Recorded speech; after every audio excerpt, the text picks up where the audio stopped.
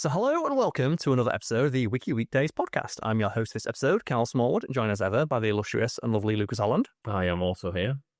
Yes, and I guess we should address Lucas. Like, we've both been kind of not pulling our weight recently. You've been ill.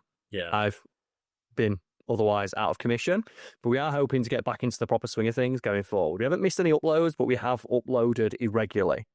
Yeah, it's been a bit irregular, and I guess, people might see that this weekend we're gonna try out doing a compilation, just help us catch up and Yes. give ourselves a bit of breathing room, as just editing has been a bit more difficult, trying to be under the weather and keep up with work and stuff. But yeah, it's one of those things. If we just have to crack on with it and do our best, right? Well, hopefully, though, it is in service of one of my favourite times of the year in regards to content creation, spooky month, October.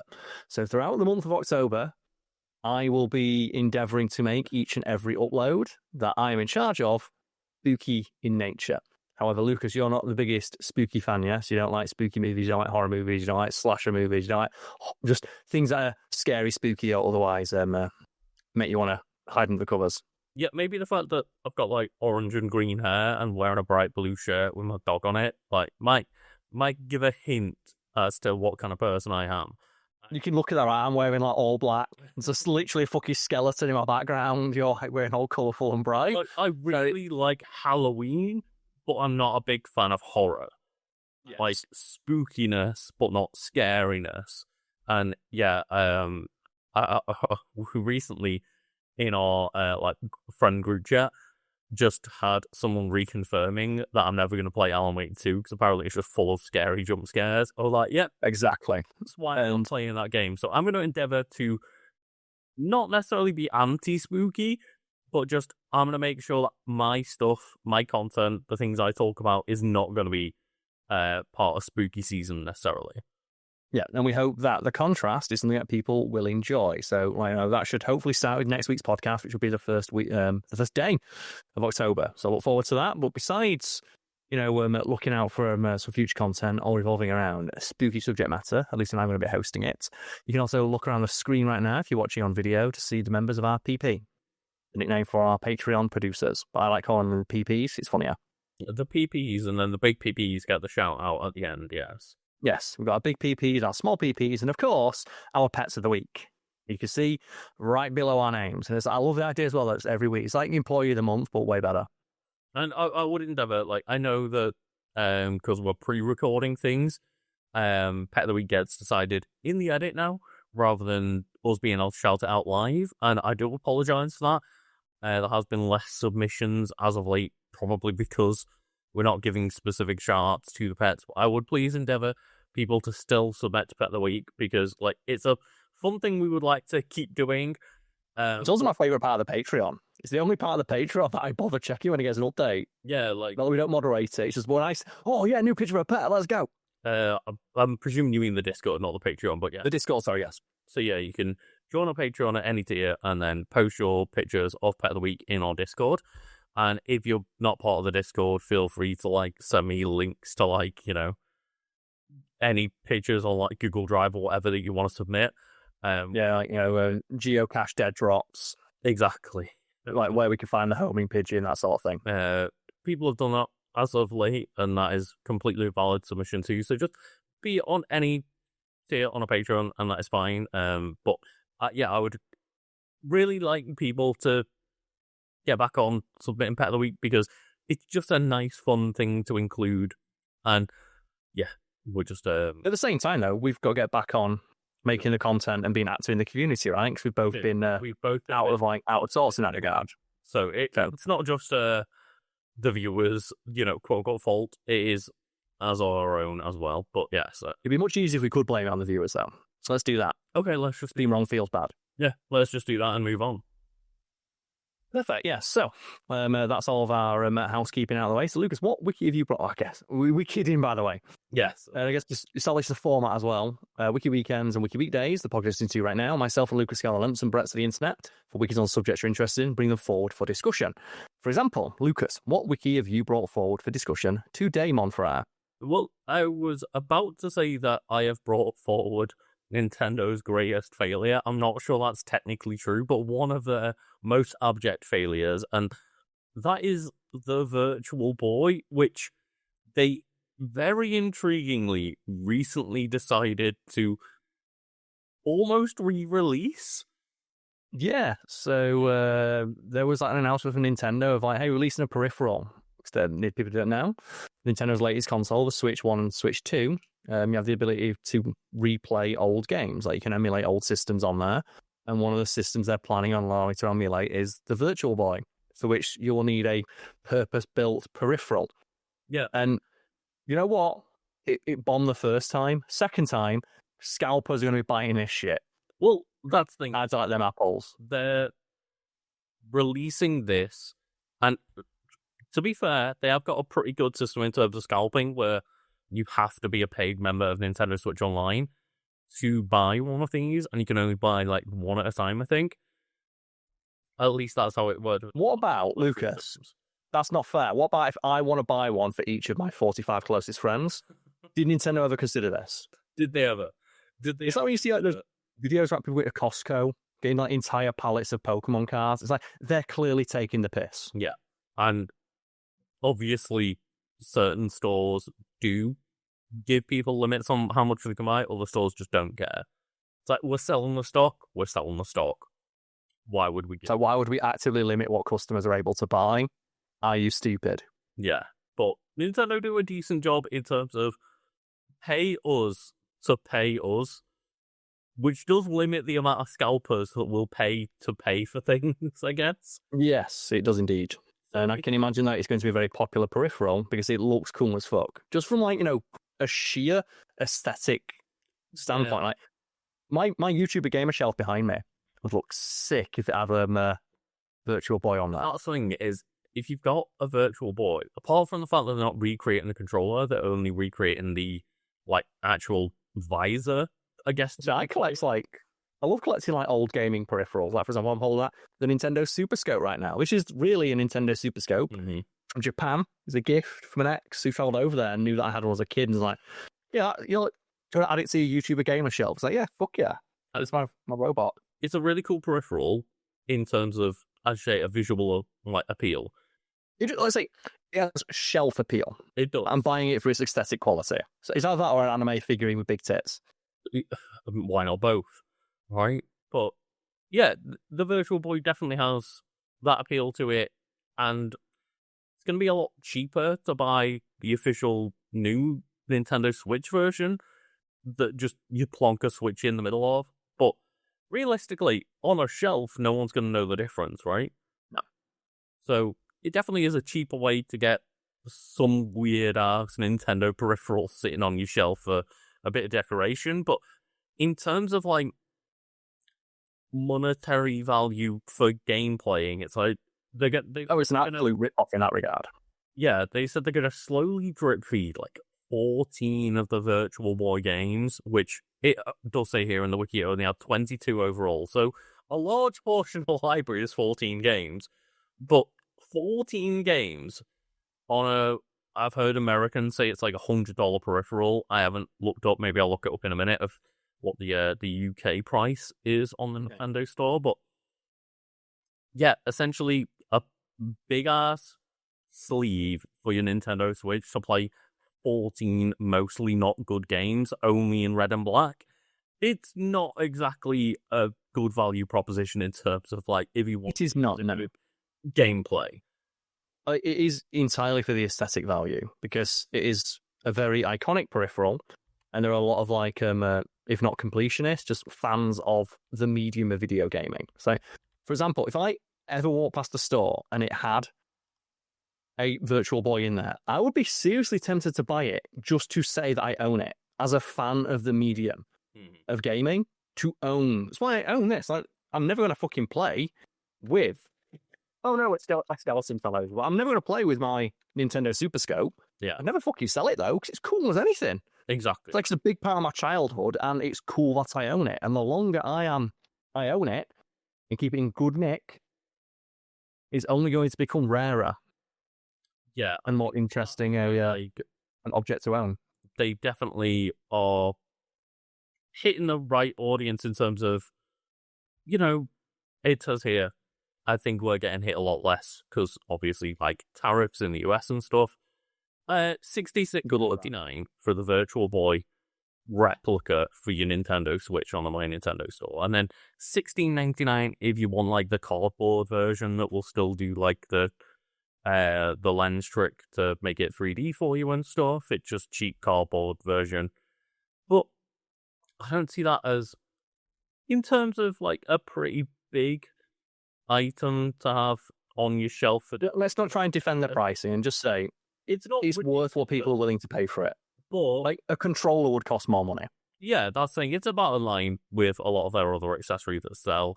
The Amiibo pricing has got completely out of control. I'll fully admit that. But they're appealing to the, I guess, the right demographic in their eyes of just people who it's a product for a niche market, and nostalgia as such is for like the irony of right. Virtual Boy. But like they're aiming for people with disposable income that want a fun decoration mainly, right? As I said, like an anime figurine, people will drop like $100 on one of those things and not think anything of it. People will go out and buy like, well, I was out shopping a couple of weeks ago. I walked into like, one of those nerd interest shops. And I saw they had a bunch of like Transformers stuff in there. And there's a new line of Transformers stuff that's painted like the paint style is reminiscent of Transformers Devastation. Oh, okay. And I was like, ooh, this is tempting. But just nothing there grabbed me. But I could see, like, the appeal has been like $30, $40. I'm never going to play with it, but I want it on my shelf, my YouTuber gamer shelf, so people know what my interests are. Exactly right. But hey, girl, see my action man? See my Ninja Assault action man? Yeah. Then they're never going to be convinced until they see the Virtual Boy sitting on that shelf, Karl. Hey, Matt, if there's a girl out there who saw a Virtual Boy on my shelf and was like, that's the man for me, I'm down. There we go. But if anyone is unfamiliar with the Virtual Boy, Karl, we'll get into the wiki page here. Tell me about it. Boy is a 32-bit tabletop portable video game console developed and manufactured by Nintendo and released in 1995. So 30 years old at this point. It is promoted as the first system capable of rendering stereoscopic 3D graphics. So, way ahead of the 3DS at this point. And has 3D ever been a thing that's worked for you? Has there ever been... No, I want to know, has there ever been any product that touts 3D as a feature that you've ever actually enjoyed and utilized? Because I'd say 3D movies is like died on their ass, never enjoyed. The 3DS, I used the 3D feature for like a couple of the games, never turned it on the entire rest of that life cycle of that console. I've watched a 3D TV, put the glasses on for like 5 minutes, and went, this feels stupid, I've got a headache, and I can't see because I'm sat like 1 degree off from what I'm supposed to do. The optimum viewing angle, get rid of that shit. Yeah, the 3DS worked for me in a couple of games in terms of like actual appeal for the design. Most of like 3DS hours were on Pokemon, where the 3D didn't work for most of it anyway, so... The 3D was more just how impressive it was that they figured it out. Well, the 3D was impressive in games like where it utilized it well, like 3D Super Mario 3D Land. I think that's the way that... That tends to be the issue as well with a lot of gaming stuff like that, right? Of how many people are actually taking advantage of this. Like you said, the Virtual Boy, 22 games. Yeah, and 22 games. There was also A Link Between Worlds, the Legend of Zelda game that I think used the 3D well. I don't think like the Ocarina of Time and Majora's Mask remakes used them that well. I'd say I also played a lot of Pokemon, which barely used it. But yeah, I'll give a shout out to 3D Land and Link Between Worlds for utilizing it in very cool ways. But other than that, that's like if it wasn't present now, think of. Yeah, if it wasn't present now, would you think I've played those games again without the 3D, and for the most part, it was fine. There's a couple of levels in 3D Land where you go into like a warp pipe, and they'll give you like one puzzle where you need the 3D to kind of see what's going on, because there'll be elements hidden behind kind of that 3D effect where you kind of will see like a hidden block when you look at it in the right angle on the 3D or something. But for the most part, it's just never utilized well, and obviously it wasn't utilized well enough for the Virtual Boy to be a success, even though it was pretty groundbreaking at the time in terms of That's the thing. I'll admit, it's interesting. I said the 3DS. It's fascinating that they managed to get a 3D effect working in that way. At no point during the entire life cycle of that system did I ever find myself using it or finding myself when I did use it, this improves the game in any way. And in that vein, you think of any peripheral or gimmick that has improved your experience of playing a game. So I'm not saying that it's fun or that you think it's handled well, that you can point to that actively improved your enjoyment of the game and you think it would be detrimental to the game if said gimmick or peripheral was not included. And I'll say you can't say any of the motion games because they're built around it. Yeah, because that's the thing. So that outlies Wii Sports and stuff like that. 'Cause that's required. Where my brain first goes to, because something like a Wii Sports or a Wii Sports Resort. Yeah, I'm thinking of a game like that Mario one you mentioned where 3D is a part of it, but you can turn it on or off. Mm-hmm. Is there an example of that you can think of with a peripheral or gimmick that's incorporated, where the gimmick being incorporated improves your experience of the game? I can't think of a single one. One weird good example is probably light gun games, where for example, one that doesn't need the light gun is Link's crossbow training, where the Wii's okay, yeah, I'll accept that. That's a good one where you put the light gun game and the nunchuck into essentially a light gun. And yes, you play Link's crossbow training with the light gun, but you can play it without, and it doesn't feel as good. Yeah. I was going to discount light gun games as well because they're built around the peripheral. Yeah, but that one isn't. That's a game where you can use the peripheral, but that was more of a technical showcase, right? That was built around the idea of utilizing the Wii Zapper, which again, a peripheral that might be good for about 2 games, but it was all right for those couple of games, and it's similar to kind of how the Mario Kart wheels that they keep selling even to this day. They sell them for about, a couple of racing games.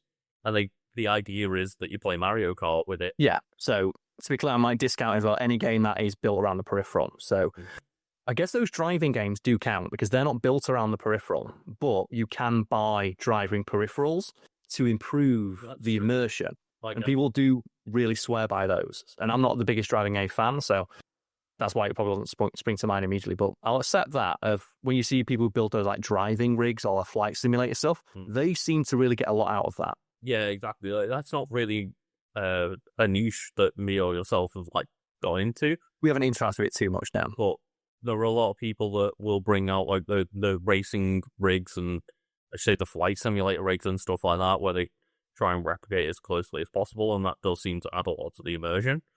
It didn't for me. The one time I tried it, the person who had it was a foot shorter than me. So when I went, look, you'll sit down, you'll be inside the car. I'm like, well, I'm not, 'cause my head's going through the roof. And the idea of I know a lot of people swear by, for example, the VR features of say Gran Turismo 7, putting the PSVR 2 on there. The only game in VR that I feel, I've got one actually where I feel the game was enhanced. So Super Hot, super fun game. In VR, I think the VR version of Super Hot is the optimum experience of that game. So I will take back saying I've never played a game where it's improved it. The Super Hot VR experience is the superior version of that game, and it is so fun. I remember I played it, and because it's so intuitive of Super Hot People Now, it's just you put into it's basically a puzzle game where it's okay, guys are bum rushing you in an arena, and you've got to dispatch them in any way you can, figure it out, and the enemy only moves when you move. And I remember distinctly after 10 seconds of getting my hands on it, I knew exactly what I was doing, and just I'm going to reload my gun, fire the magazine into a guy's face, crouch down and punch him in the nuts. It worked. It was awesome. Yeah, because I've not really played many VR optional games. The main VR game I ever play is Beat Saber, and at that point, Beat Saber is built around VR, right? The thing is, that's a VR only game, but at that point, why would I play any other VR game when I've got Beat Saber? Because I think Beat Saber honestly just nailed what it is to be a VR game. The idea that Beat Saber exists is super awesome, and they never handed the Star Wars license to that team. I said, make us a rhythm action Star Wars game.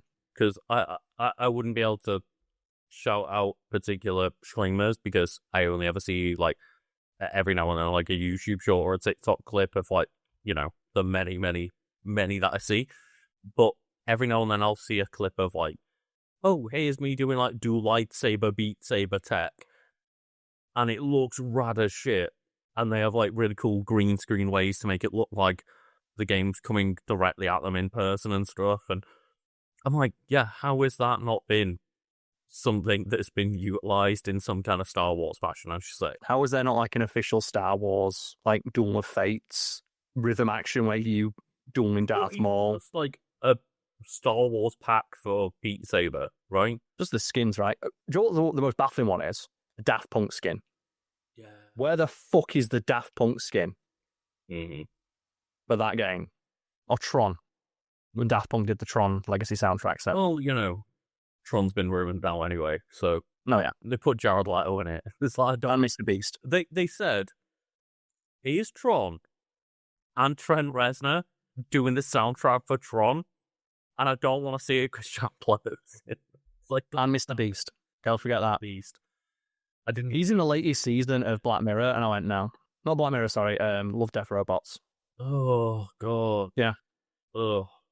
He's like trying to do what Elon Musk did, where Elon Musk paid a load of money to get a PR firm to get him into a bunch of shows and movies. So people probably remember that period, like Elon Musk was in like The Simpsons and Iron Man 2 and Big Bang Theory. Mr. Beast feels like he's trying to do that now of, okay, 11-year-olds know who I am, but I want to be respected on a bigger stage. I want to paint on a bigger canvas. Let's put myself into some real products now. And he has zero charisma. I've got my shit energy drink, my shit chocolate, my shit Lunchables, my shit burgers. What else can I be shitting? Now it's time to be in TV. Well, I was visiting a friend over the weekend. And have you seen the clip of him getting punched by Mike Tyson? And I went, no, but I want to see it. And it is fascinating because it's the only time I've ever seen him show any emotion whatsoever. And the only emotion he shows is fear. Not fear of being punched by Mike Tyson, but fear that you can just see him in his head calculate, oh no, the brand. And he immediately like put his robot face back on. It's yeah, they're a fascinating individual, I'll say that much. Not a likable person, but I don't think you can say the word person. He's an AI construct. They might be the first, person to be made by AI. I even think back to clips that I've seen of his really, really early content where it's just like, I'm gonna slap myself in the face with a hot dog or some shit until Ninja notices me, and it was like a very, very calculated step-by-step process to be noticed. And yeah, like I'll give him credit at some point for that much, at least. It's a personality where I wouldn't be too shocked to find out that he'd like legit just ran someone over with his car and didn't think it was a big deal. Yeah. He just strikes me someone completely without any sort of emotion. That's how they come across in the public-facing persona, or lack of persona. He doesn't have one. Like, he specifically talks in interviews about how he doesn't have a personality in videos. Handed off every single edge possible to just appeal to everybody as much as they can, yeah. Yeah. It's fascinating, but you know what else is fascinating, Karl? Yes. The virtual one. Because virtual console itself struggled commercially and its limited market performance led to Nintendo to discontinue production and game development in 1996. Bear in mind it came out in 1995. So that is like the most diplomatic way they could have worded that. Yeah. And anybody else writing that would have, but Wikipedia can't say it sucks shit and they got rid of it immediately. It's like, no, it struggled. Yeah, like I know it might not have, maybe I'll just try and control F Miyamoto in here. Because there is a quote from Miyamoto that I've seen previously. I don't know if it's in the wiki page. Is it fucking buy it, you idiots? So there is an author asks link here, and it's not.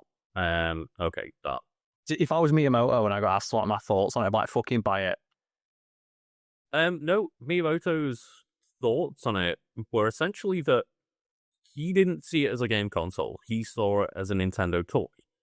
And when the sales team were marketing it as, like, essentially another olive branch on the, Nintendo consoles, Miyamoto was like, but it's not a Nintendo game console. This is a fun toy to have as a novelty. I can see it being better marketed as a toy, yeah. It's like how VR's generally sold now, right? You have your true believers, your diehards, like this is the future of gaming. Most everyone I know who's into VR treat it as a novelty of like, it's a cool thing to have in your home. And people come and go, well, is that a VR headset? Yeah, put it on. Let's put on like, a couple of games or if you like the experience things that you've got. It's like, go on, just go. I can put you inside the virtual goon cave if you want, but you will have to tidy up after yourself. Yeah, so I do have part of the quote here from Miyamoto, and this is... Let's go. An archive of an Iwata Asks. In peace. And it says, Miyamoto says, I thought of Virtual Boy as a fun toy. It always says, Miyamoto says, it was the kind of toy to get you excited and make you think, oh, this is what we can do now. I imagined it as something that people who were on the lookout for new entertainment or who could afford to spend a bit of money could buy and enjoy even if the price was a little bit expensive. But the world treated it like a successor to the Game Boy system. And the toy even says it's even got the word boy in its name. And yeah, that's, again, probably more a failure of marketing than anything else. You're also setting expectations there of like, this is a sequel to the Game Boy, one of the most successful consoles ever released. Mm-hmm. If they'd market it as, hey, it's just like a toy made by Nintendo, so you've got like, a Nintendo seal of quality that they always banked on. Mm-hmm. And it's just a toy that's very fancy because it's literally doing something nothing else can do. And plenty of people spend a lot of money on random stuff like that. People buy... I'm trying to think of an example off the top of my head. I never really bought anything like that. But I guess VR headsets would be a... VR headset is a good equivalent, right? Of like, this isn't the new hotness. This isn't like the PSVR and PSVR 2. It's like PlayStation aren't selling this as this is the new PlayStation console. They tried. Hey, but even then they didn't really... It was more of, hey, you've got a PlayStation. Do you want an extra fun accessory to try out some new games? It wasn't... So it was like the iToy initially, right? And Kinect, before they tried to make Kinect a core part of the system and then walk that back. But yes, if they sell it as a peripheral or just like it's a fancy toy. Mm-hmm. And like the Virtual Boy here says sold 770,000 units, so under 1 million. And even what you can think of as like, well, what's the greatest failure in terms of like video game consoles that Nintendo will put out? You'd probably first think the Wii U, and that did sell in like the space of about 4 years, 13.5 million units. So yeah, it's a long way off even from the Wii U, but it did have a year and 22 games. But yeah, knowing that they plan to sell it as a toy, even like, the Super Scope. Well, that's a... It just thought if you're marketed like something like that, of like, hey, it's another way to interact with the characters you know and love. Yeah, and that's the problem is that later on in that, Iwata Asks, I believe, Miyamoto talks about the fact that the sales team just couldn't wrap their head around selling what it was. What it was, and like kept pushing it as a console, and that's, at least in Miyamoto's eyes, where he kind of sees it as being a failure, is that just the branding wasn't correct on it. Yeah, and there's probably a little bit of revisionism in that. Just like, as you mentioned, he literally had like boy they put as it like the suffix. Yeah, that would it would have A, make you think that it's successor to the Game Boy, but B, make... If not successor, an offshoot. Yeah, if not an offshoot. But it also implies that this thing is portable, and it is very much not very portable. Yes, because people probably thinking, looking at the images of it, it's like, oh, is it like a thing like a VR headset? It's like, no. It has to stand in a very static position, right? And you've got like balance on a table and you put your eyes against it. Like, yeah, it has to be put on like a desk or a table or whatever, and you have to lean your face into it as it statically sits on a surface. Which is not great. Knowing they plan to sell it as a toy, I can see that as you get a couple of friends around, If you're, an adult, got a bit of disposable income, bring friends around and play on the Virtual Boy, right? Mm-hmm. Is it any different from like those the people that we all know who collect loads of board games, have like 50 different board games or card games, and you play with it for like half an hour, 40 minutes, then put it back down? Mm-hmm. It exists just, as a fun way to pass the time, but you don't want to spend an entire evening doing it. Yeah, and it says here that the Virtual Boy was panned by critics and was a commercial failure, even after repeated price drops. Its failure has been attributed to its high retail price, unappealing red and black display. See, I don't agree. How the fuck was that unappealing? It just looks so future.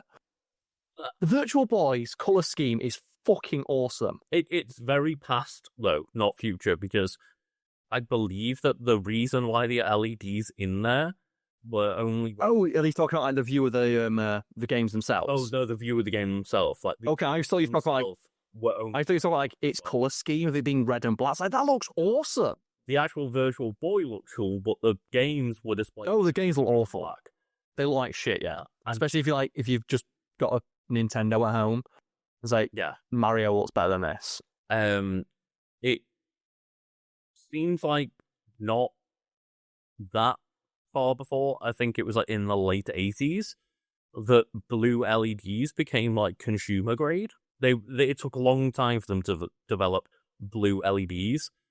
So as a way to cut costs, similar to like the Game Boy only being in black and white with a green screen, so basically green and black. Like the way to cut costs on this and make it consumer grade was to not put the expensive blue new fancy LEDs in there and just rely on red and black. It would be a cool feature for like the new games to change that colour scheme. Yeah, it's weird that there wasn't ever a Virtual Boy Color, similar with the Game Boy Color, right? Well, it would have cost too much money, right? But I just think the games look terrible. They don't look fun. They look slow. They look sluggish. They're entirely reliant on a gimmick, and I imagine not a lot of the games have a lot of depth to them.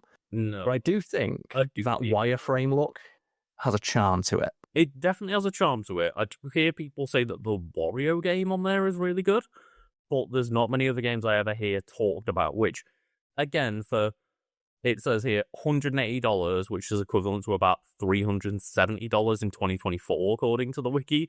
That was its actual price. And yeah, the idea of dropping nearly $400 on 22 games, some of which were not accessible to most people because they were only released in Japan, and most of them weren't great. And they also had, apparently, it had a unimpressive stereoscopic effect, poor ergonomics, lack of true portability, and reported adverse health effects such as headaches, dizziness, and eye strain. And the idea is the entire reason as well why I think 3D is a non-starter, because just there's a certain percentage of people who will never be able to have one of those dumb peripherals on their head for any significant lengths of time. I'm one of those people. I can't wear a VR headset for more than 5 minutes without getting out. It's one of the reasons why it has the dumb legs on it, is to keep it locked in place, right? So you're not moving around too much. Not to just keep it locked in place, but to not strap it to people's heads.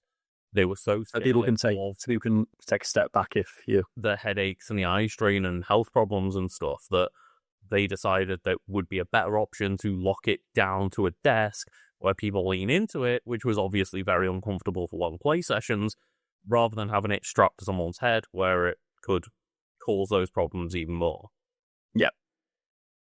And yeah, it's I can't wait though to wild. You're gonna get one, and I'm gonna put my Switch into it and play Smash Bros. I'm like, Lucas, I'm going in. I'm going into the game. And that's the weird thing, right? Is that we had Labo VR. So on Super Smash Bros. Ultimate, you could probably put Labo VR mode on, and then put yourself behind those weird red. I'm going into the game. Yeah, you probably could do that. There is a thing. What game would you want to have a VR component that doesn't? Because obviously VR components are put into a lot of games. Some of them handle better than others. But is there a game that you think you'd like to have a VR component just to see what it's like? Like Tekken's one for me of how terrifying it'd be to have a Kazuya fucking wave dashing at you. That's true, but like I remember they did VR mode for some of the Dragon Ball Fighter games, and they were terrible. Because that fast you move, right? Yeah, But I'd like one for like a total war game.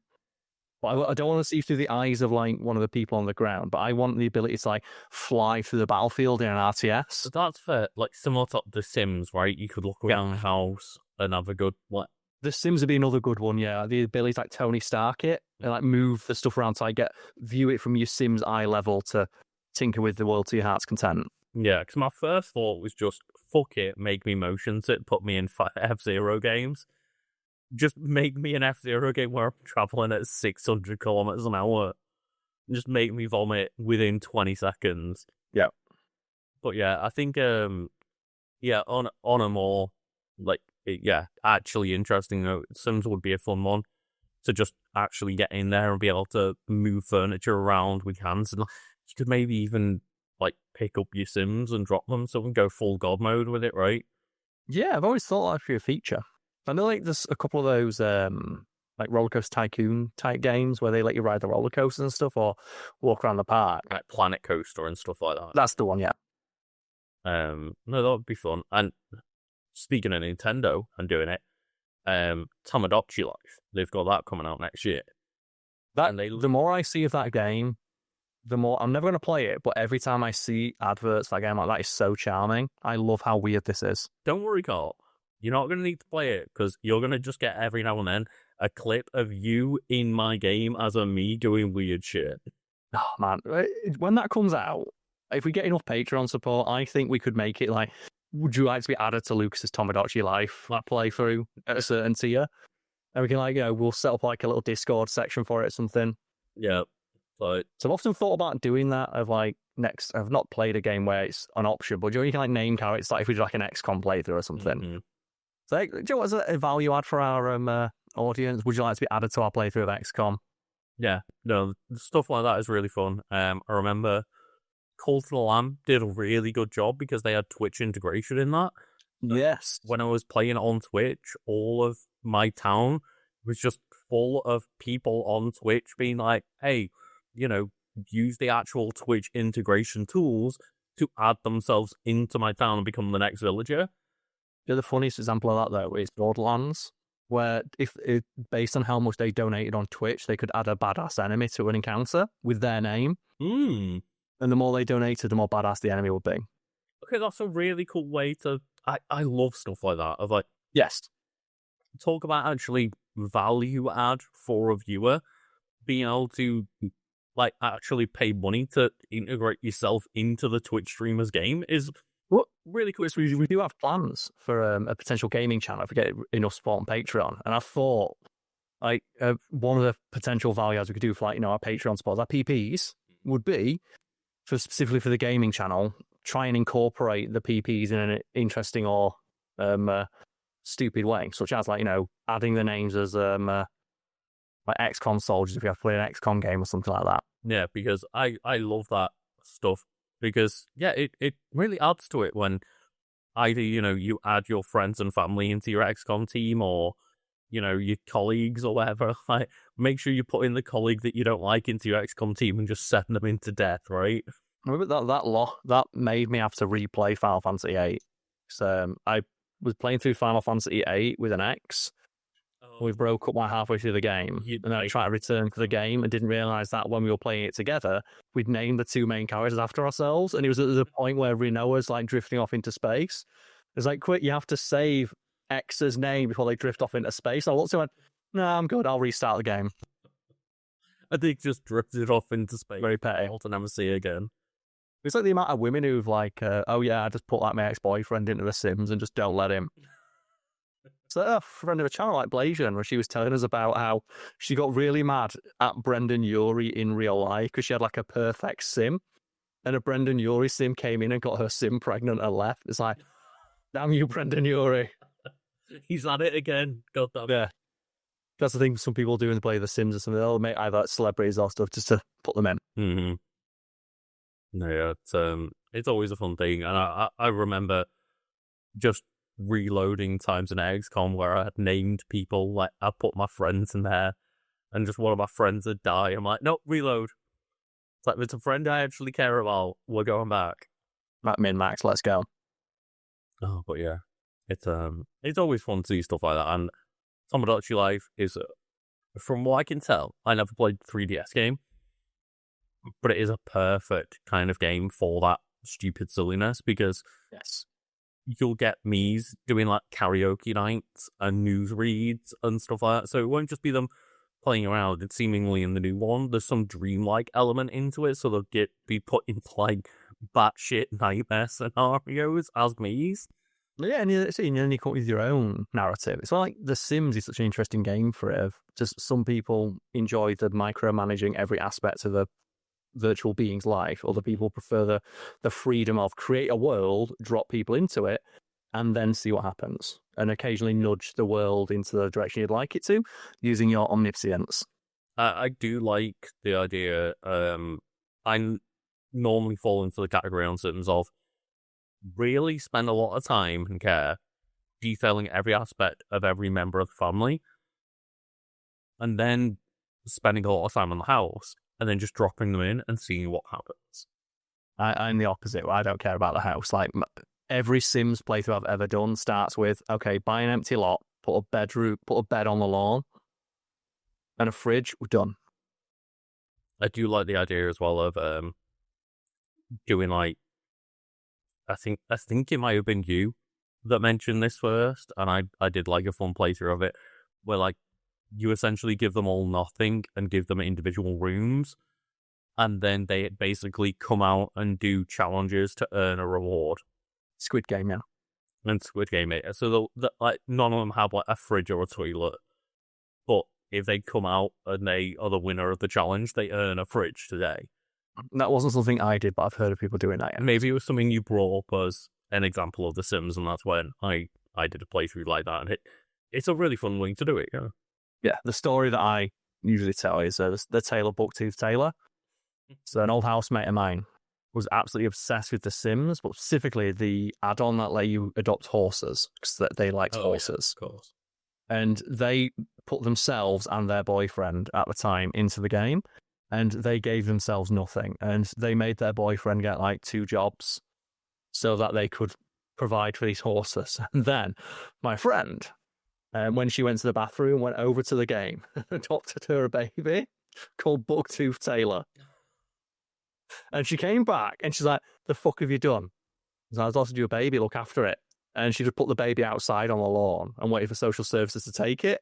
But when social services came into the game and took the baby, she's like, oh, thank fuck, 'cause it was crying the entire time. And she went in headphones. She went, no! And she got a pop-up saying, if you can't look after a baby, you can't look after a horse. Oh, no. And they took all of her horses away. Well, then, when she went to try and get a new horse, all of her horses were in the adoption centre of the horse. Well, she couldn't get them. Oh. Bucktooth Taylor. Bucktooth Taylor. But yeah, what a game. Going back to Virtual Boy here, Karl. Yes. It does mention a couple of things in the terms of development. Like, it was spent 4 years in development. 4 years. 4 years in development, 1 year on sale. They call me 007. 0 wins, 0 sales, 7 fucking years of development.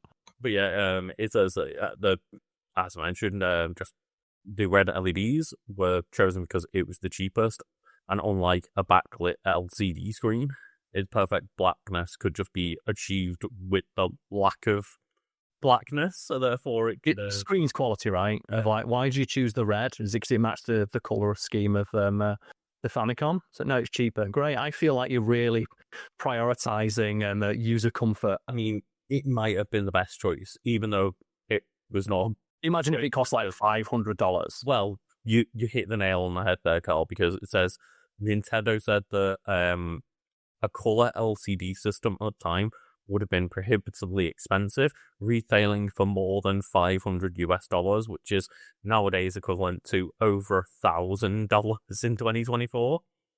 And it said that the colour LCD system also caused jumpy images in tests, quote unquote. With ongoing concerns about motion sickness, they then also decided that they eliminated any head tracking functionality and converted its head-mounted goggle design, as I mentioned earlier, into a heavy, tabletop form factor instead. Which more than anything, there's very little actual gimmick to it. I guess it's just shit flying towards you. Literally in the games. The main Like, no head tracking, no 3D.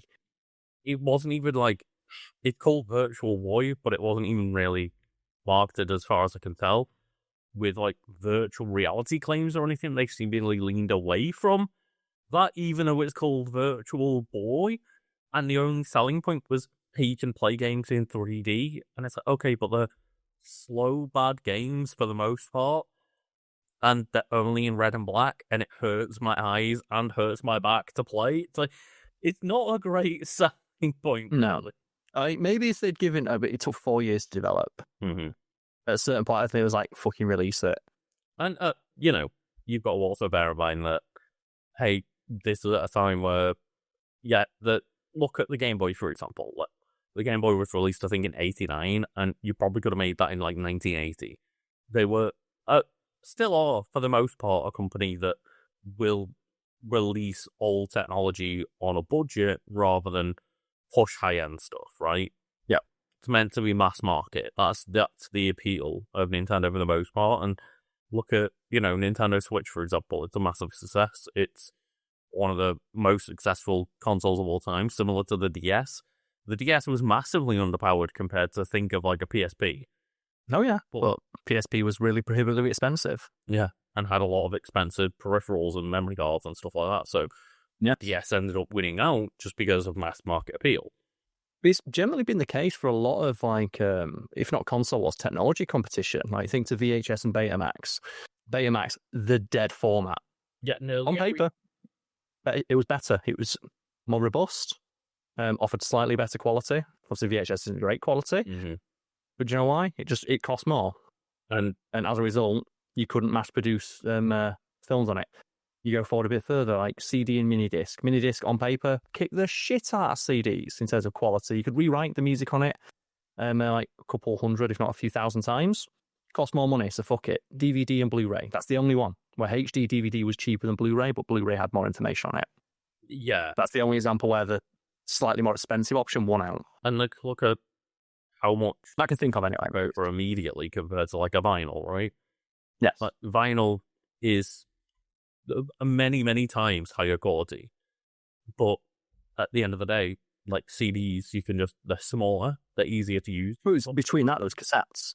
Well, yeah, but like just thinking about the fact that vinyls have actually stayed in some kind of niche market, but there's an appeal to the analog aspect of vinyl. But they never became mainstream when CDs were around. Well, it's the portability. There's also the aspect of portability there, which is why like cassettes took all the way off, because as soon as you can put music on something this big that you can lock inside of something that keeps it from jutting around, the music is now portable. Having a Walkman that can play vinyl, so they do exist. And there's like they're really, really expensive because they're basically like bespoke. Walking around, you can get portable. It's like a backpack or something. That'd be great. They do exist. You can get like smaller portable vinyl things. I was just thinking like the proper. I don't know the size of them, but the proper like full size vinyls. They vary. You got like from 7-inch to the 12-inch ones, I think. Yeah, I think the 12-inch, like, it'd be great if you could just have like a backpack rolling around with like a Walkman vinyl player. It probably exists. You could realistically make one, I think. I still get annoyed that the boombox never came back. So I know, like, we got like those shitty little Bluetooth speakers. It's like, no, yeah. I want Bluetooth speakers that are this big, the size of an old boombox. So you got to carry around on your shoulder like an absolute hero. I often think to like it's a Reddit post and something like, what's like the most like just baller thing you've ever seen? It's like, oh, my dad back in the day on a weekend he'd go out when it was sunny, take his shirt off, stare directly into the sun, not wearing sunglasses, drinking a beer, listening to Iron Maiden on a boombox. That's the most like metal man ever. Oh god. But yeah, I've not got like too much to say about the Virtual Boy. I just wanted to bring it up as like a talking point because it's such a weird left move for Nintendo to go, oh what, You want us to release like another one GameCube game on the NSO? No. No. Tell you what, How about it? buy $100 Virtual Boy peripheral from us that is required to play 14 bad games that we're slowly going to feed to you over 3 years. What are widely considered to be the worst games in our entire back catalogue. And you're going to eat that shit up. And the problem is, I might. They know their market. I'll give them. They do. They know their market. It's just people who really, really, really like video games. Because like I'm nostalgic for the Virtual Boy, even though I've never touched or seen one in real life. So I'm nostalgic for the idea of quirky video game ideas that just fell flat on their ass. Like it's similar way that like I'd really like to one day just have like a Sega Saturn, even though I never played that. Yeah, that's it. There's just in terms of just owning it for the sake of this legacy, right? Mm-hmm. Or just even like, as a curio. I love the idea of owning, like I said, if I had one, if I saw one, I'd buy it. Yeah. Just to own it. Just like as a curio. Same thing with my my Nintendo Super Scope. Pew! It's not obviously a real Virtual Boy, but at the end of the day, do I really want to spend... I think they cost like 300 quid or something pre-owned. They are Close you're going to get. So like the idea of the aesthetic, you know, as we said, like decorative piece that is essentially doing the exact same thing as a real Virtual Boy do, of cool on a shelf. The idea of having that for 60-something quid instead of hundreds, that does appeal to me, but... People do it all the time, yeah. Where you have to justify it. Income is at the time, but... Yeah. It's fascinating, and I do think it's funny because, you know, Nintendo Switch 2 was revealed, and everyone went, where the fuck has Weird Nintendo gone? I miss Weird Nintendo. Like, this is just a very matter-of-fact, we're upgrading the Switch kind of deal, apart from the mouse control. Here's your rectangle.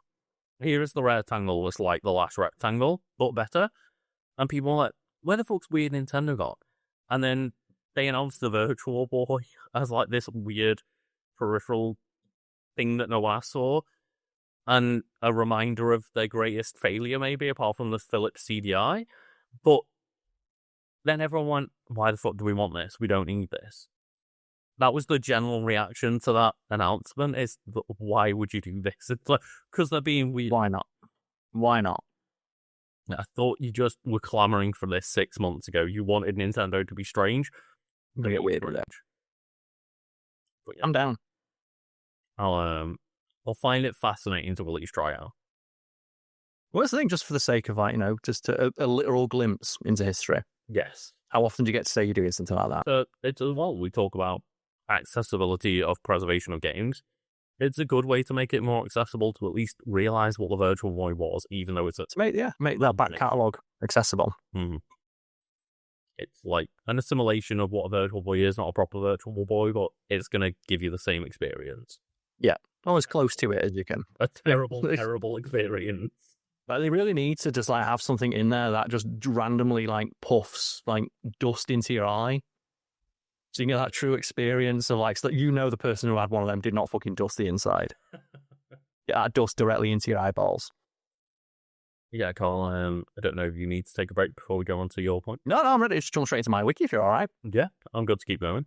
So okay, in which case, any housekeeping for yourself? I was going to say, I don't think there's any particular housekeeping other than the usual of just like, check out the Patreon, give some support. You know, we're just two independent people trying to provide entertainment for people, and YouTube ads do not do enough to cover our ass views at the moment. So, oh no, they don't. If you're a common viewer of any YouTube content, you're probably seeing there's been a trend among content creators of shit's going real bad.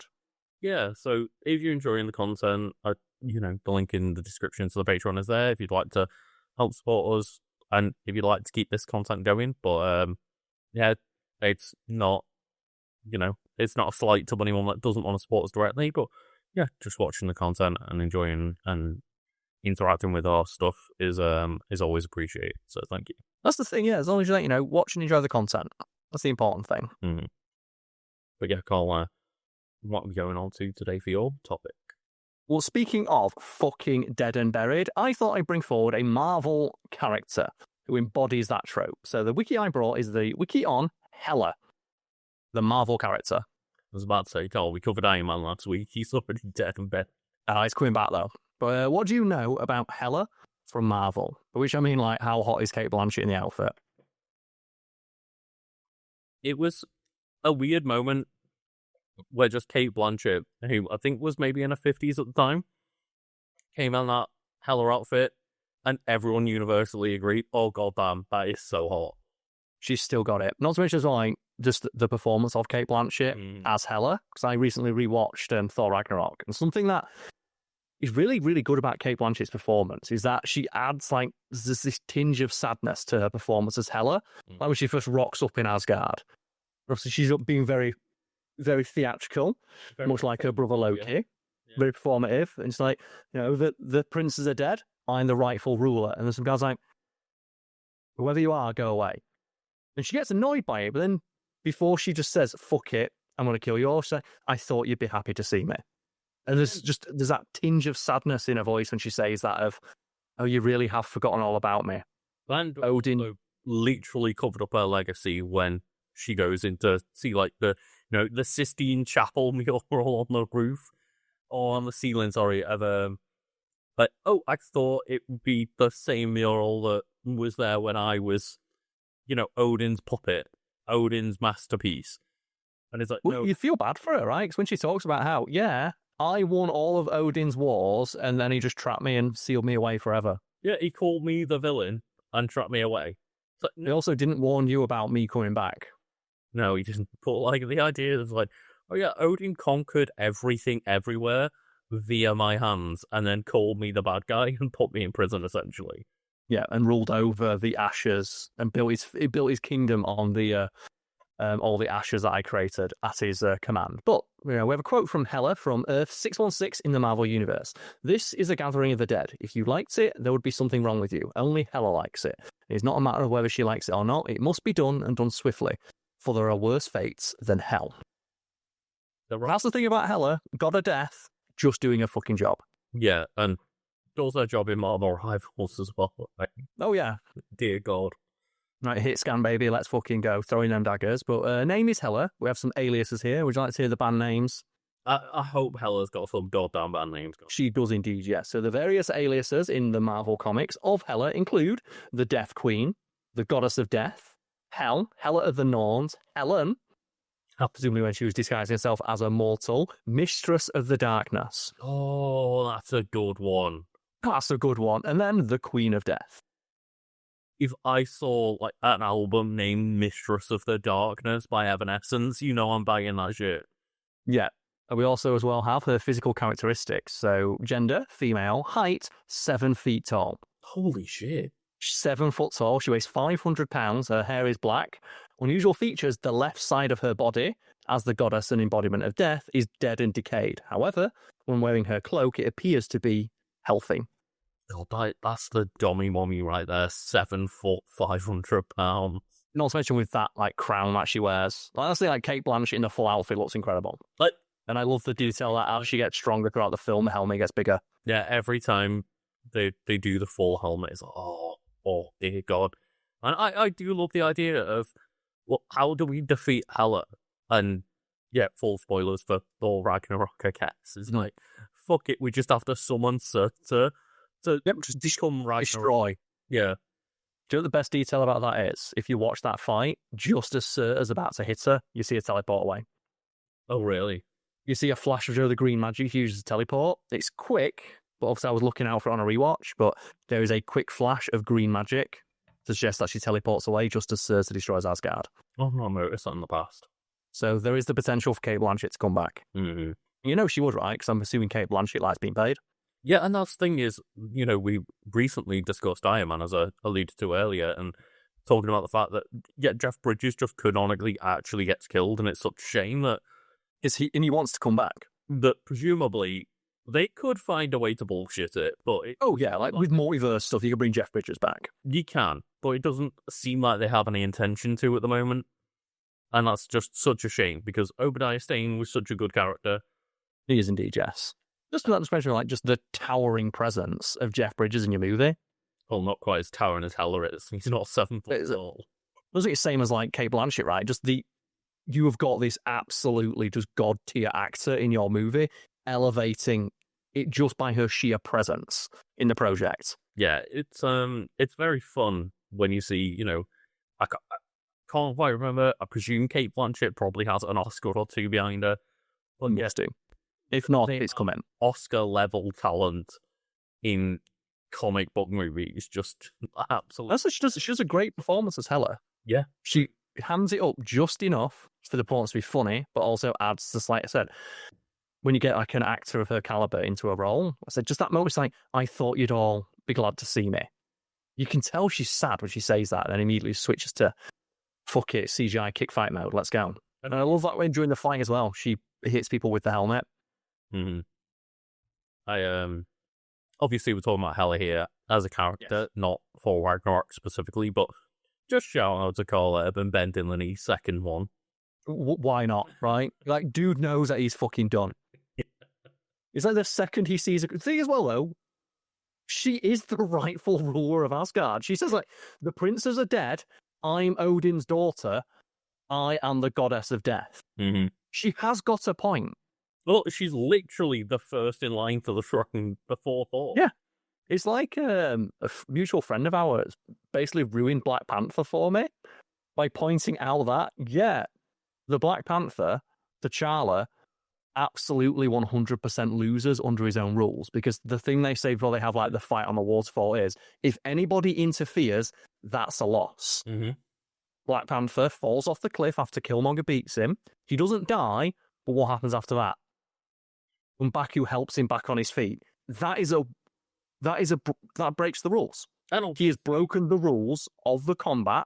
It's not necessarily I don't think they frame it as whoever dies loses. I think it's just whoever loses the battle. And yes, he categorically loses that battle and loses the throne. And his excuse of, I didn't submit, but you did get help. Yeah. And help was one of the... And if they'd never said, if someone helps you, you lose, it would have been fine, but they specifically call out when he fights on Baku, if anybody helps you lose. It's like, so someone helped T'Challa, on paper he did lose. And ever since my friend pointed out, it's like, damn it, it's true. Like, they don't...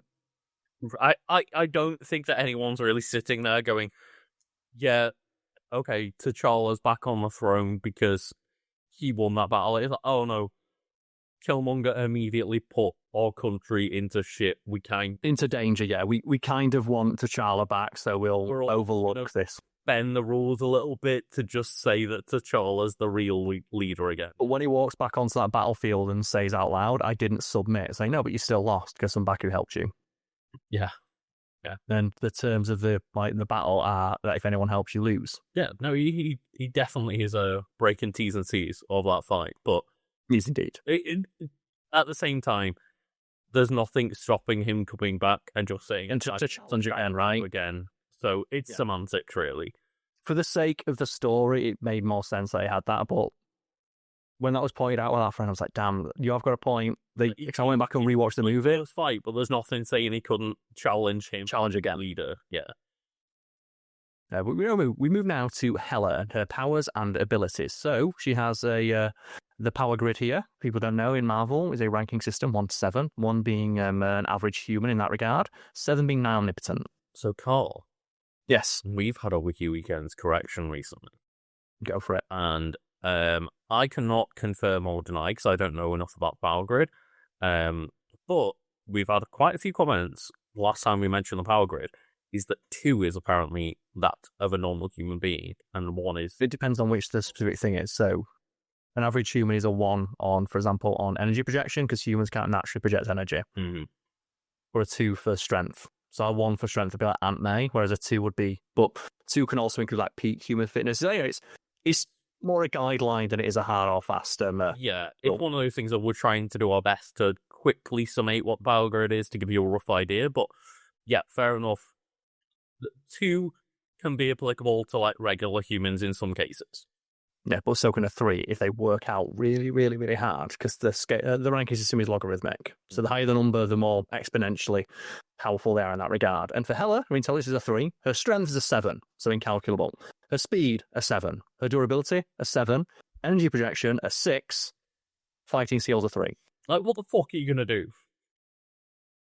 Just when you've got speed and strength and durability of, like, 7. 7. Which is the physical embodiment of a concept that permeates throughout the entire universe. Also, in a universe where Lady Death also exists, it's a bit... Lady Death also exists, and Leo, she's not the only, like, member of a pantheon that rules over death. Anubis is rocking around. Yeah, so maybe... I don't know, because... Is it more fitting, like, some of, like, Hades, where in some variations I've seen of Hades, they're more like the overruler of the world of death, or that, you know, like, you know, someone that helps transition you into the world of death or something? Like... It varies. So I wrote a script on this for today. I found out a few months ago, which is why I thought, let's talk about Hela, because I remember some details about it. And it's the script is like answering a question from a fan of. So what happens if you worship a god in Marvel? Do you get anything? It's like, so what do religious people think about, for example, Thor rocking around? Can you worship Thor? Can you pray to Thor? It turns out that yes, you can. Mm-hmm. And in specific regards to hell and how like the afterlife is handled, they say souls are a thing, and souls are energy. And as energy, they cannot be destroyed, only, you know, change form. Mm-hmm. And the reason why all these afterlives want your soul is because a soul is energy, so it can be used as a sort of currency. And depending on which pantheon or belief system you have, the whatever deity / like godlike being that rules over that specific dimension can lay claim to your soul. I think they bring it up briefly in Moon Knight. I think there's a couple of passing lines of like how little anyone worships them anymore and how that diminishes the power. And that's something else that mentions. So in regards to Hela, when Thor, there's a comic with Thor where she talks about how I used to have dominion over all the souls on Earth, but I had to make a deal with all the other gods to stop doing that. Well, an interesting story that I found that was super rad. It's like one of these like really metal stories from like Thor's history. That's like, man, this you could put this into a movie, or this could be a short movie or a vignette like leading into a proper Thor movie. And there's a story that's like Aleph the Lonely, I think it is, and he's like some last singular survivor of this lost Viking colony that lived in the mountains that had been cut off from society. Mm-hmm. And Thor is flying around when suddenly like he gets a call from the Valkyries. Like he just detects that someone is calling for Thor. And he's like, what's going on here? So he flies down. It's like he meets this guy, Aleph the Lonely. He's like, who are you? And he's like, I'm a Viking. The last Viking alive. And so I was like, okay, so why are you calling me down? He's like, I wish to die in glorious combat. I can't do that. I wish to challenge you. So he wants to challenge Thor. And the story ends with Thor looking at the man, who's this frail old man, and says, any man who would challenge the mighty Thor to one-on-one combat is already a warrior beyond reproach, and he uses Mjolnir to strike him with lightning, restores him to his physical prime, and has the Valkyries personally escort him to Valhalla. And that was like, it's a metal as fuck story, but also it serves an example of, if you happen to believe in a specific pantheon, in this case, the Asgardian one, it is possible to earn the favour or draw the attention of your god. Although, if your success in that regard is like based on the whims of the god, who tends to be quite fickle. Yes, of course. Like, there's again, I'm not always familiar with these characters in comic book form, but in terms of the MCU, I know they butchered the character a little bit, but Gore the God Butcher, when he just turns up to like literally the god he worships, and is like, please help, we've all suffered and died, and the god's just like, I don't care. Yes. And the way they sidestep issues of like, well, in Marvel, most major religions are correct. Mm-hmm. And the way they sidestep having to explain all the different creation myths and stuff like that, because surely they would contradict each other, is that each of the gods hail from a different dimension. And the creation myth of that particular pantheon is true to that dimension, but it can be 616 specifically. Yeah, it can be inferred that the people who worship that deity heard this story from their gods, and as a result applied it to the universe as a whole. And I was like, and I thought that's a really elegant way of sidestepping offending somebody. Yeah. Of like, all the religions are, depending on how you look at it, all the world religions in the Marvel universe are correct and not correct at the same time. They all be correct at the same time is a thing that you really have to, like, be careful with, yes. So they say that go over eggshells with, yeah. They are all correct for this specific plane of existence that the gods live in, and because they're in a different, dimension, they don't interact with people all that often, which explains why they don't often interfere in the affairs of mortals. With the exception of, the Asgardian pantheon. Yeah, and that's the thing, is, like, you get it. Obviously, Thor literally has the abilities, like, in the MCU taken away from him. Like, the godhood can be stripped from people. And that is something else they address as well, because something that readers, when they started to become a thing, were asking writers is, okay, so how strong is, say, a regular Asgardian god who's not Thor? She's the god of strength. And okay, but the Hulk's stronger than that guy. Yeah. And the Hulk, then the Hulk's not a god, he's a guy. What's going on there? And they explain it off, and they fold Loki into it. I find this really fascinating and interesting that in an Agent of Loki storyline, Loki talks about how, or Agent of Asgard storyline with Loki, he mentions as the god of stories, the gods of the universe are the physical manifestation of people's belief in specific concepts. Yeah. And stories being eternal, sometimes the god who responds to a specific story or is created by people's belief in a specific story can be retroactively created by the universe. And he uses himself as an example. He's like, I'm the god of stories. And it's again, just an elegant way of sidestepping what would otherwise be a very thorny, potentially controversial issue. Yeah. And I think it's a really interesting line brought up in the Thunderbolts movie, where just Sentry turns around to like, well, you just said I was more powerful than all of the Avengers, and all of the Avengers includes a god. Which is a god, therefore that makes me a god, and that feeds into his ego, and he's just like, okay, well, you just said I was more powerful than a god, which therefore makes... On paper, the Sentry is, yes. And that's something I found interesting of, for example, the Native American pantheon. Mm-hmm. They're known as they can, lift in excess of 15 tons. Spider-Man can lift that. Is Spider-Man a god? And in one comic book, Spider-Man is talking to Beast about this. And he's like, oh, we're not gods. And Beast looks at him and says, well, look at you. You can detect ill intent with a thought, defy gravity, and are strong enough to, lift several tons. There are plenty of cultures and peoples out there who would see you as a god. It's like, but I'm not a god, I'm just a guy. Because well, if people believe you are, maybe the stories told about you would manifest you as a god. And that's what confirms what Loki says. That's where the difference lies, right? It's the difference between a very strong person and a god is people's belief in them as a god. Yeah, a Sentry is not being worshipped by somebody. Spider-Man isn't. But in the future, the stories of those people could maybe then be worshipped in retrospect.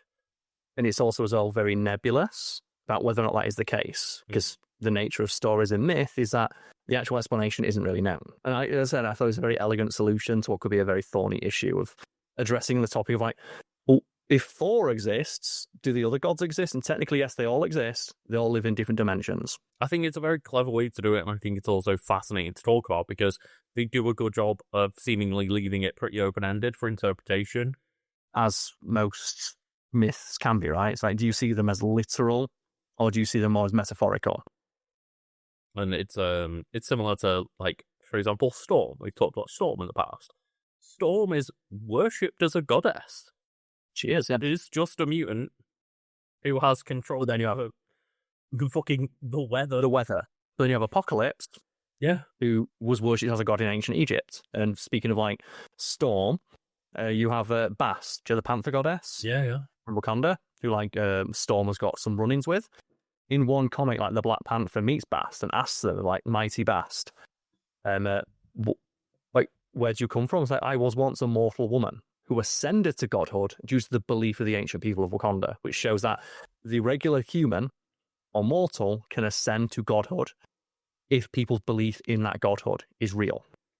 I can see why it happens, because if Storm rocks up, and, Storm, at least in the interpretations I know, Storm is relatively modest and doesn't call herself a goddess, but is worshipped as one. But yeah, if Storm rocked up and was like, I am the god of lightning, or I am the god of weather, I am not questioning that, because she has all over the elements. I just found that to be an interesting question to try and ask. And when I was researching and writing that script, I did find myself being surprised by the level of tact and skill with which the writers were able to sidestep that issue. But either way, we've now met Hela. So powers, Asgardian physiology. She possesses the conventional superhuman capabilities of a regular Asgardian woman, as well as special abilities that pertain to her role as the goddess of death. These include, but are not limited to, superhuman strength. She is considerably stronger than most Asgardians, capable of standing toe-to-toe with Thor, the god of strength.